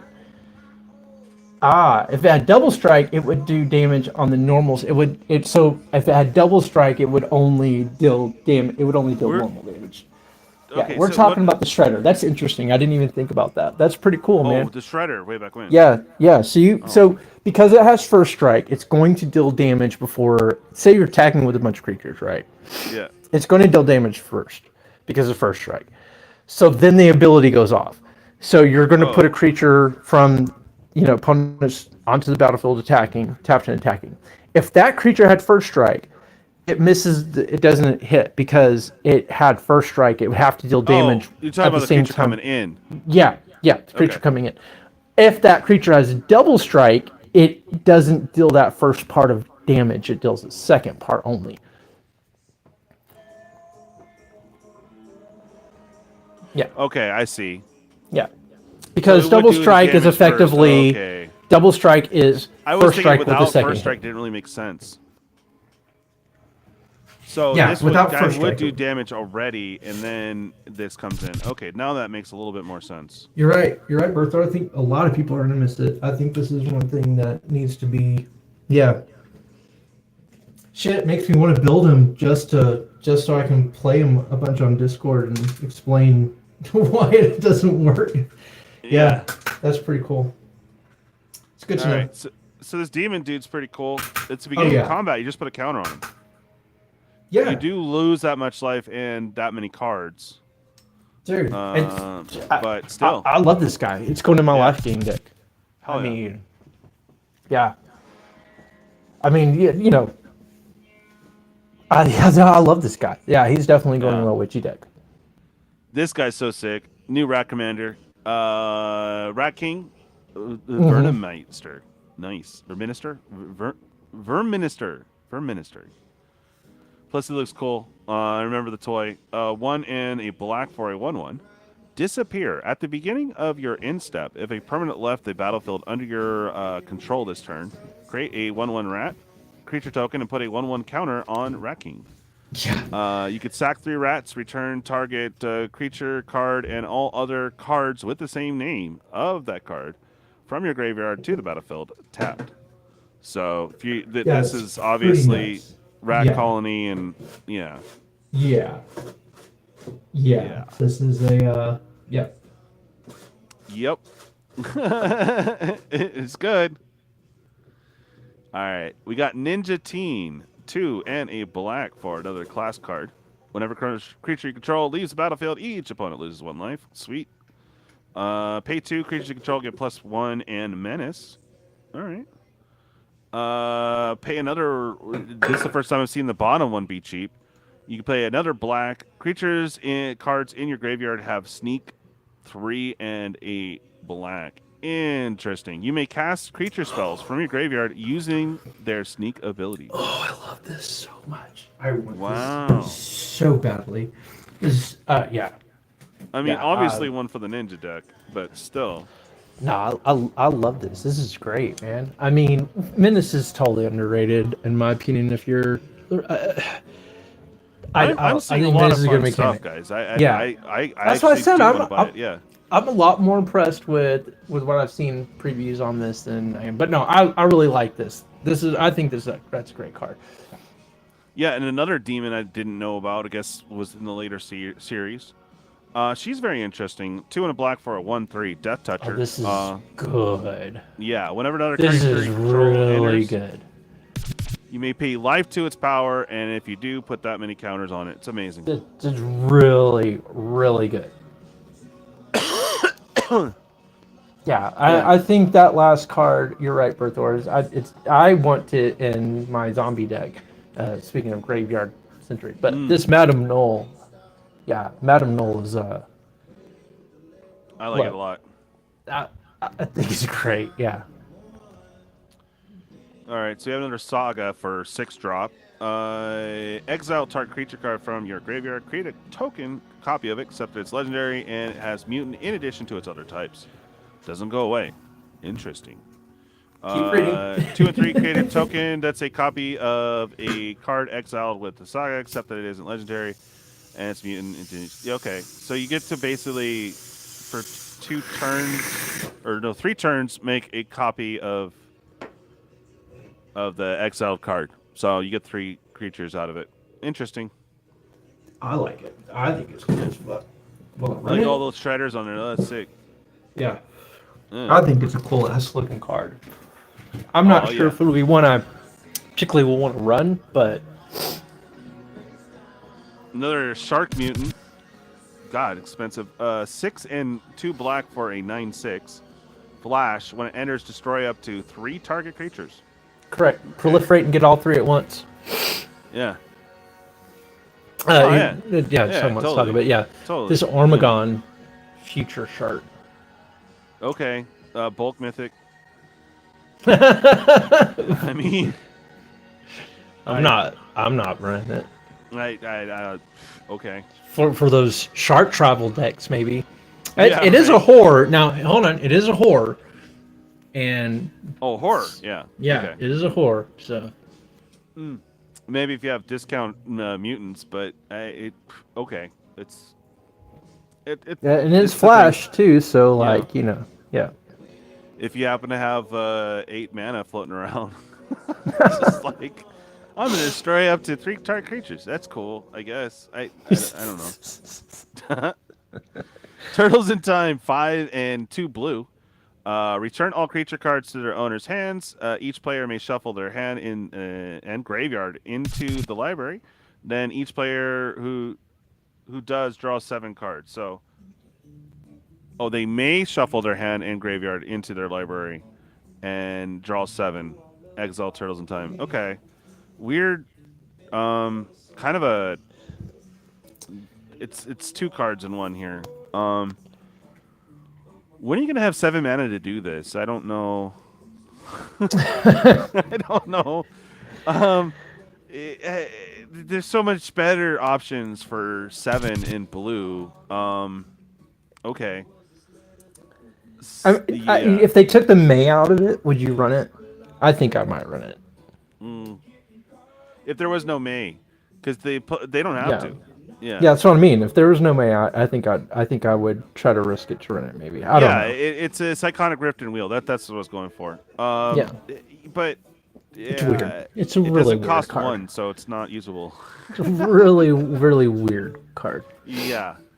It's like a Time Twister Rift. Renette, I don't remember her at all. She reminds me a little bit of Frosta from She-Ra. Renee, Temporal Apprentice, 3 and 2 blue for 4/3. Flash. When enters, return each other non-land permanent that entered on this turn to its owner's hand. Well, that's Flash. Okay, cool. Oh, you're gonna play that Eldrazi? No. Okay. But 5. Imagine staring at that across your battlefield. As Oh, somebody's yeah. If that other player. card was an instant, totally. Yeah, that would make sense. Yeah. Or if you're playing Teferi, it can be. But, yeah. Okay. Cool. Flash little answer there. Not bad. Mondo Gecko. So cool. I remember the toy. 1 and 2 blue for a 2/3. Pay 1. Discard. Until the end of turn, Mondo Gecko... Oh, discard a card. Excuse me. Becomes the color of your choice and gains hexproof from that color. Interesting. We haven't really had a color mixer-upper in a minute. Whenever Mondo Gecko deals combat damage to a player, draw a card for each color among permanents you control. Okay. Painter's Servant or whatever? Something? I don't know. Interesting. I don't know, because I mean, God, you're paying 1 and discarding a card to becomes the color of your choice and gains. So basically, but it doesn't, and not until end of turn. So you pay 1, discard a card. Now it's green. So it's green blue. Now it's now. Oh, does it become you that color forever? Yeah. Or? Oh no, well, it says until end of turn. Maybe I should read the first part. Yeah, until end of turn. Yeah. But I mean, I guess you could pay did. 5. You're discarding 5 cards, but whatever. I mean, 4, but not protection from. Yeah, just hexproof. I don't know. I don't like it, but I'm not a blue player really. So. Yeah. Interesting. Yeah. It honestly kind of a flavor win because it's a chameleon, so that's kind of cool. It didn't say it was a chameleon. It said it was a gecko. There's a difference, sir. Well, yeah. Sorry, my bad. No, huge difference. It is gecko, but I'm thinking chameleon because of the color change. But okay. Yeah. Right. Yeah. Kitsune's Technique, 4 and 2 blue. Yeah, you're gonna pay the sneak thing. Target opponent mills half their library, rounded up. Oh boy. Oh, and it replaces the color each time. Got it. Okay. So it wouldn't make sense to do that multiple times. No, it wouldn't. No. But you can react with it, right? It doesn't say once per turn. Correct. Yeah. Because like if you have Galta coming at you or whatever, you can block it, or you know what I mean. Just hexproof, not protection. Huh? So it was giving it hexproof, not protection. Oh, hexproof, not protection. You're right. You're right. Okay, never mind. So okay, well, I'm trying to make the card like better than it is. It's not. It's not. Yeah. All right, we got Kasumi, Dragon's Daughter, 4. Yeah, and 2 mill for away. 6/6. Yeah. Oh, yeah, sorry. Vigi for 6/6. When it deals damage to a player, you may exchange control of 2 other target creatures controlled by different players. That's fun.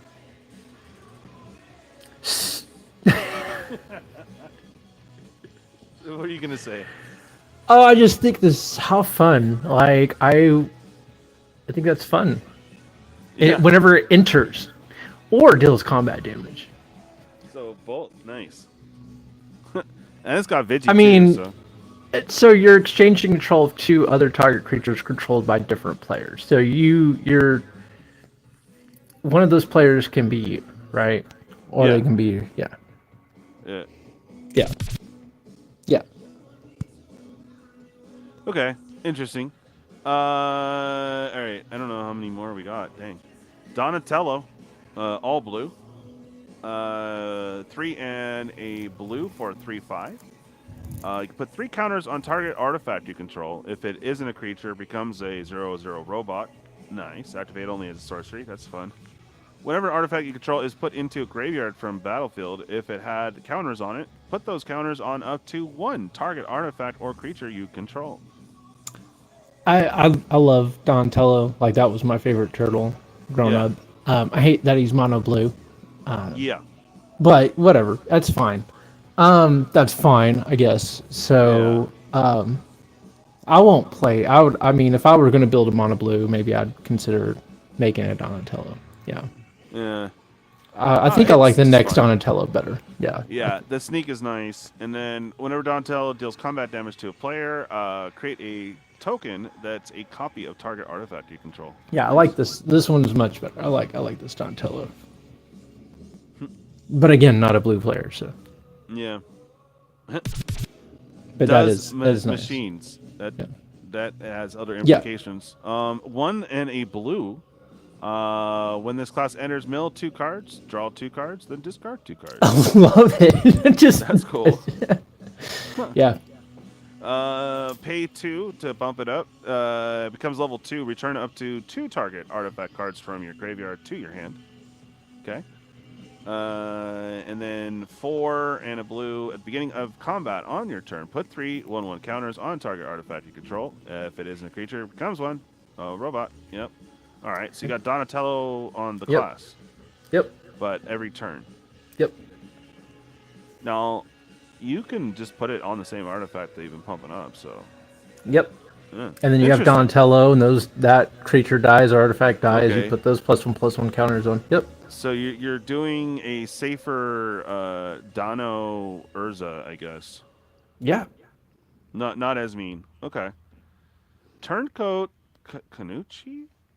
Konoichi? Okay. Mutant Fox Ninja. Sweet, more foxes. There you go. Sneak for 2, a white and a black. All right. And then when this creature enters, choose target creature on an opponent controls. Exile that creature until this creature leaves the battlefield. Okay. If this creature sneak cost is paid, instead exile the chosen creature. I love this. Yeah. It's cute. That's cute. Yep. Love it. And I remember these guys. I love the toys and the guns. These little Triceratops dudes were awesome. XX and 2 white for a 2/2 flying. When this creature attacks dinosaurs you control, other than this creature, get +1/+1 in game flying until end of turn. That's fun. When it enters, create X 2/2 white dino soldier creature tokens. Daddy needs. Daddy needs. Damn, You bro. know, I've got my Dino deck, so I mean, Nice. all I need is this to attack with Gishath, and I'm fine with the flying 8/8 Yeah. Gishath, or 8/7, I should say. Brave. I mean, yes, please. I don't care if this even. I mean, this is just this is wonderful. This is I great. mean, you get I'm like paying one swing 2 on for them. 2/2 flyer that gives my dinos flying and 1/1. When it attacks. When it attacks. Doesn't matter. Well, I mean, we're attacking. Yeah. We're dinos. Like you swing this guy out like. Oh, I Yeah. love it. I must have this card. This is definitely one that I will. This is on my wish list from this set Nice. for sure. And I don't Mythic, remember Sally which is Pride at crazy. all, but it's a cat mutant rebel. 3 More and 2 cats. white for a 2/4. When Sally Pride enters, create X 2/2 red mutant creature token. Sweet. Where X is the number of non-token creatures you control. Oh boy. When it attacks, put a 1/1 counter on each creature you control. That's fun. Yeah. All right. Prehistoric pet. All right. 1 white pip for a 1/2. This creature can't be blocked by creatures greater power. That's fun. Return another target creature you control to its owner's hand. Activate only during your turn. Okay. Huh. A little protection there if you want to. I mean, it's kind of cool. Like, I guess if you've got, a card you want to recast for an ETB trigger, kind of keep it, keep that little pet out there, and pay the 2. Got return target creature controlled to its owner's hand. Somebody tries to deal with it. I get your attack trigger from attacking creature, pull it back to your hand, like Bertha was saying. I mean, I think it's cool. Like, for one, in the Dino, I think maybe this might. I mean, shit, dude. I swing out with Gishath. I got this guy. I got 2 mana, and somebody tries to get rid of Gishath on the attack. I dig it. I mean, shoot, return the Tali, not the original, but the one back from your hand with this guy and recast. Yeah, I like the little prehistoric pet for 1 mana. I think it's pretty cool. I dig it. Yeah. We got the technique. Probably want to pay the sneak cost. Return 1 or 2 target creature cards from each with mana value 3 or less from your graveyard to the battlefield. Fun. Okay. Sorcery speed. All right. Oh, cool. We have Leonardo as a samurai. Not stoked he's in white, but you know, whatever. 3. I mean, it makes sense. It's Leonardo, right? Yeah. 3 and a white for 3/3, or you can pay 4 or 4. Either way. Double strike. On your turn, you may cast creature spells with power or toughness 1 or less from your graveyard. If you cast a spell this way, that creature enters with a finale counter on it. Yeah, no, this guy's cool, man. So you can get your mana dorks back. Yeah, nah, he's cool. He's a good creature. Cutting edge. Ooh, cheap. Okay, sneak for 1. Lifelink. When you gain life, put a 1/1 counter on it. Okay, it's a turtle instead of a kitty cat. With sneak. All right, leader's talent. 1 and a white. Whenever you attack, put a 1/1 counter on attacking creature. Dope. Pay 2 and a white. Whenever a creature you control leaves the battlefield, if it had a counter on it, you gain 2 life. And then pay 4. You may cast a spell. Put a 1/1 counter on each creature you control. Nice. Oh, legendary though. Boo. Yeah. Okay, I don't remember Agent Bishop. Man in black. 2 and a white. Was like this. Is this? I thought at first I was like, is this a Matrix spoiler? Like, are we getting the Matrix and magic? Exactly. Anyway, right. Sorry, yeah. Okay, so 3 for a 1/2. Beginning of combat on your turn, put a 1/1 counter of each to up to 2 target creatures. All right. Yeah. Okay. Kind of boring. Yeah, kind of blah, but all right, there we go. We managed to get through it, man. Holy crap. Okay. But yeah, all that spoiled during Lorwyn pre-release. So Yeah.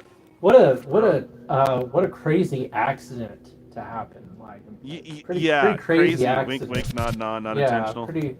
Yeah. Yeah, I agree. So what I'm getting on this, that's what I was gonna. Nice transition, Berthor. So we got these +1/+1 counters in the green and white. I see that. Yeah, I see that. I see also some interesting mechanics going on. Some interesting focus on, I mean, the blue and the artifact stuff, of course. But I wonder what else we're gonna see. We've seen a lot of good, decent cards. I wonder. I don't know. I mean, overall, with what we saw, I don't think this is gonna be a bad set.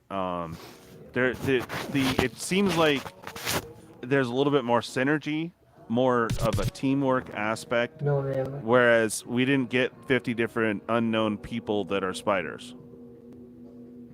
You know, we got a couple repeats. Yeah, we got like an uncommon and a rare version of each turtle, and then we have the team-ups, which are interesting. Yeah. Some of them are really broken, so I'm for it. It's not like... the power is like mid. You know what I mean? Like, yeah, you can break a lot of this new stuff, but it seems like it's mid. It's not quite completely low power like Spider-Man was. Considering what we have in the, and again, I'm speaking of mainly as a commander player, so. Get a little closer to the mic. I can't hear you. I said, you know, speaking as somebody who's mainly a commander player. Yeah. I mean, the +1/+1 counters are a pretty big deal, and I mean, Millwall, I see that, but I don't know. I think this is going to be a bigger surprise of, I don't know. I think it could be a good set, better than what I think a lot of people really expected. Yeah. But yeah, like Berthor saying, we still haven't seen the rest. Do we just see the best, and the rest are? Exactly. I mean, we saw what they said 35, but other sites have said 46 to 47. And there might be a few, but I mean, we got most of the rares and mythics, so I can't imagine them being able to hold anything back. Yeah, or much. we haven't of seen any that. reprints, right? Like we haven't. Yeah, we haven't seen seen. any. Yeah, we have not Yeah. seen any of the reprints. So doubling season, special guest or whatever they want to call that. Yeah. Apparently, well, I don't know. It looked like somebody did get the doubling season. It Oh, could have that been was spoiled a fake. while back though. It was it. Okay. Yeah, yeah. Okay, that's what I thought. All right. So as far as any of those cards, it's just whatever we've seen so far already. But that wouldn't be a pre-release thing, anyways. It's going to be a regular version of whatever, but foil is all you'll get in that. I don't even think you won't get a showcase. I don't think. You know what I mean? Right. Right. So Unless they change that too. yeah, I don't think they will though. It'll be the base version foil of whatever, rare or mythic, right? So it wouldn't be a special guest card.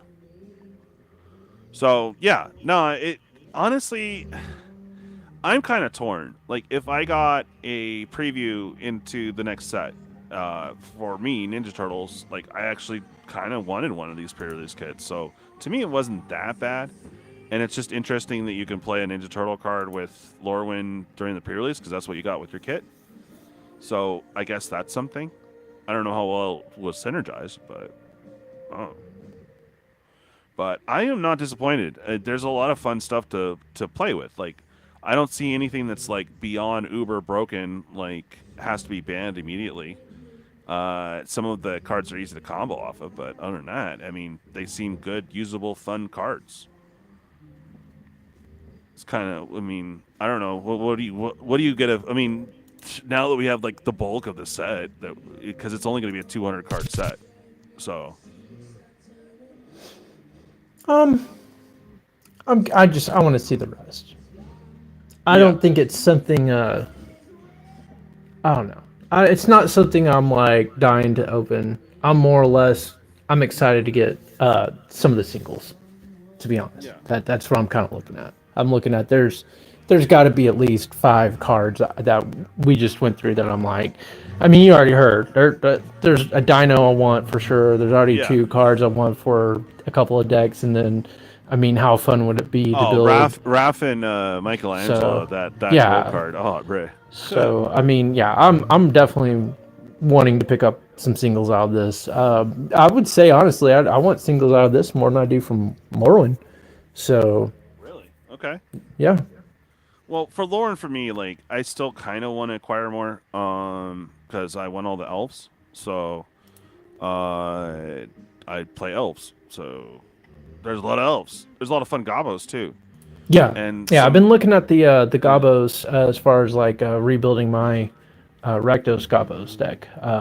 It was a clean by Jix, Mishra clean by Jix commander deck, and that everybody was like, "Oh, it's just a Krinko Goblin deck." I'm like, "Well, I mean, it's goblins, but so I never got to have fun playing it." But with these new gobos that came out in Lorwyn, it kind of makes me want to try it out again. Yeah. Not so much as a goblin player, as more of a tribal player. I think they opened a different pack and gave the rare to use as a bonus card. I mean, that's how the new pre-release are, though. So it just seems like, that they just had a bonus foil and they just said, "Here, it's a promo." Okay. Yeah. It would be cool. I mean, honestly, if they wanted to do a promotional thing, it should have been a preview for Ninja Turtles, but also a Lorwyn card, rare mythic. Then it wouldn't be so bad. That would have been like, oh, neat. You get a preview to the next set, but you still get a Lorwyn card that you're expecting. But that's extra work. They wouldn't do that. I honestly was thinking that how cool that would be if they actually did that earlier. If it was just something that you can anticipate, that you get these pre-release kits, and included in the pre-release is a possible spoiler to another set, to the next set. Yeah, but not as your main. You still get, you would still get your Lorwyn card, right? But that would just make too much sense. But that would be good marketing, I think. I think mean, it'd be kind of cool as hell. yeah. Man. I mean, I would kind love to of see puts you that. off a little bit. Like, what if you are opening Star Trek and there's a Hobbit card in there? If Hobbit was the one after that, be like, okay. Well, But don't get me started on the Star Trek set because I'm gonna geek out. I can't wait for Star Trek. I cannot wait for Star Trek. I can't wait because then we can actually have, and I think that's what we'll do. Like, we'll do some games where hopefully some of y'all get like a ship or whatever out of Star Trek, and then we can actually have batter cruiser commander. I think that'd be sick. I think it would be, yeah, yeah. I'm a huge fan of Star Trek, so I'll be excited to see what they do with it. So, and I'll be, I'm looking forward to Strixhaven. I really liked the original Strixhaven. I was a big fan of the Mystical Archives, of course, but I liked Strixhaven. I like the fact that they had a couple of Strixhaven characters within Lorwyn. I think that's pretty cool. So I really Well, I'm am. glad they didn't like solely focus on there. It was just kind of like a one-off. I mean, it's Yeah. kind of like what I was saying. It's like, oh, we get to see the first year or the rookie card, and do we get like, I don't know, them second-year student in Strixhaven or something? Yeah. I Right. don't know. Yeah, I mean, if they wanted to do that, that'd be kind of cool. But all in all, though, the feel that I get off of Ninja Turtles is like, I want some. I don't think I'm gonna go hard and heavy and like try to get the collectors or anything. But just the cards themselves be cool. The chase is the chase out of the collectors. It's really cool that it's signed by Esmond and the other guy. Or I think did they bring in both? I forget. I have to relook, guys. That's cool, but you can't really read the text on the card for the turtle, so. I'm not sure what you're referring to. All right. Let's go back over to here. See, I haven't looked at this page yet. Okay. So this is going to be the Oh, okay. fancy card. See, it's Esmond. He signed over it, and it's art by Esmond, so keeping it old school. Very cool, but I just don't like the fact that he can't read the text. This is the chase card. And it's going to be one of each turtle. So, it's all right. I mean, I wouldn't mind one. Don't get me wrong. Oh, it's available. Oh, because it's in collectors. So, yeah. What's the pull rate on these, or the rarity in these? I don't know if they have that listed yet. It's basically the premium neon whatever, right? Yeah, right. Yeah. And then you have special cards in the pizza bundle. So this is a cool dark ritual, him making some weird ass pizza. These are absolutely atrocious, but whatever. Yeah. The only thing I like is, just because it's a I constant can't do joke, is that we have broccoli pizza. I can't do it. I can't do the pizza lands. I can't, man. The pizza lands are just Yeah. no. Okay. Hey, There's when we're done talking about turtles, I do have something else to bring up, magic related. Oh, okay. Yeah, I know we're gonna have to wrap up here soon. Yeah, real quick topic. Okay, 7 commons, we'll replace a common. Oh, hey. Oh, okay. So every other pack you could get 3 uncommons instead of 2. Exciting. Legendary turtle card of any rarity. So you're gonna get a legendary turtle something. Wild card, rare mythic, traditional foil, and land card. This is the.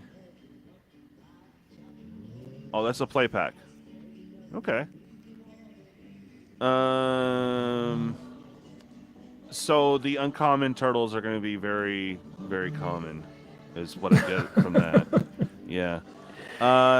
Okay, so the collectors. The normal foil jank. 1 non-foil or search foil TMC cards, one of the special cards. Foil basic, foil rare or mythic. Non-foil booster fun of TMC cards, one may be a surge foil. So Surgy is going to be a little bit more money. Non-foil or traditional foil, traditional foil source material card. Source material card.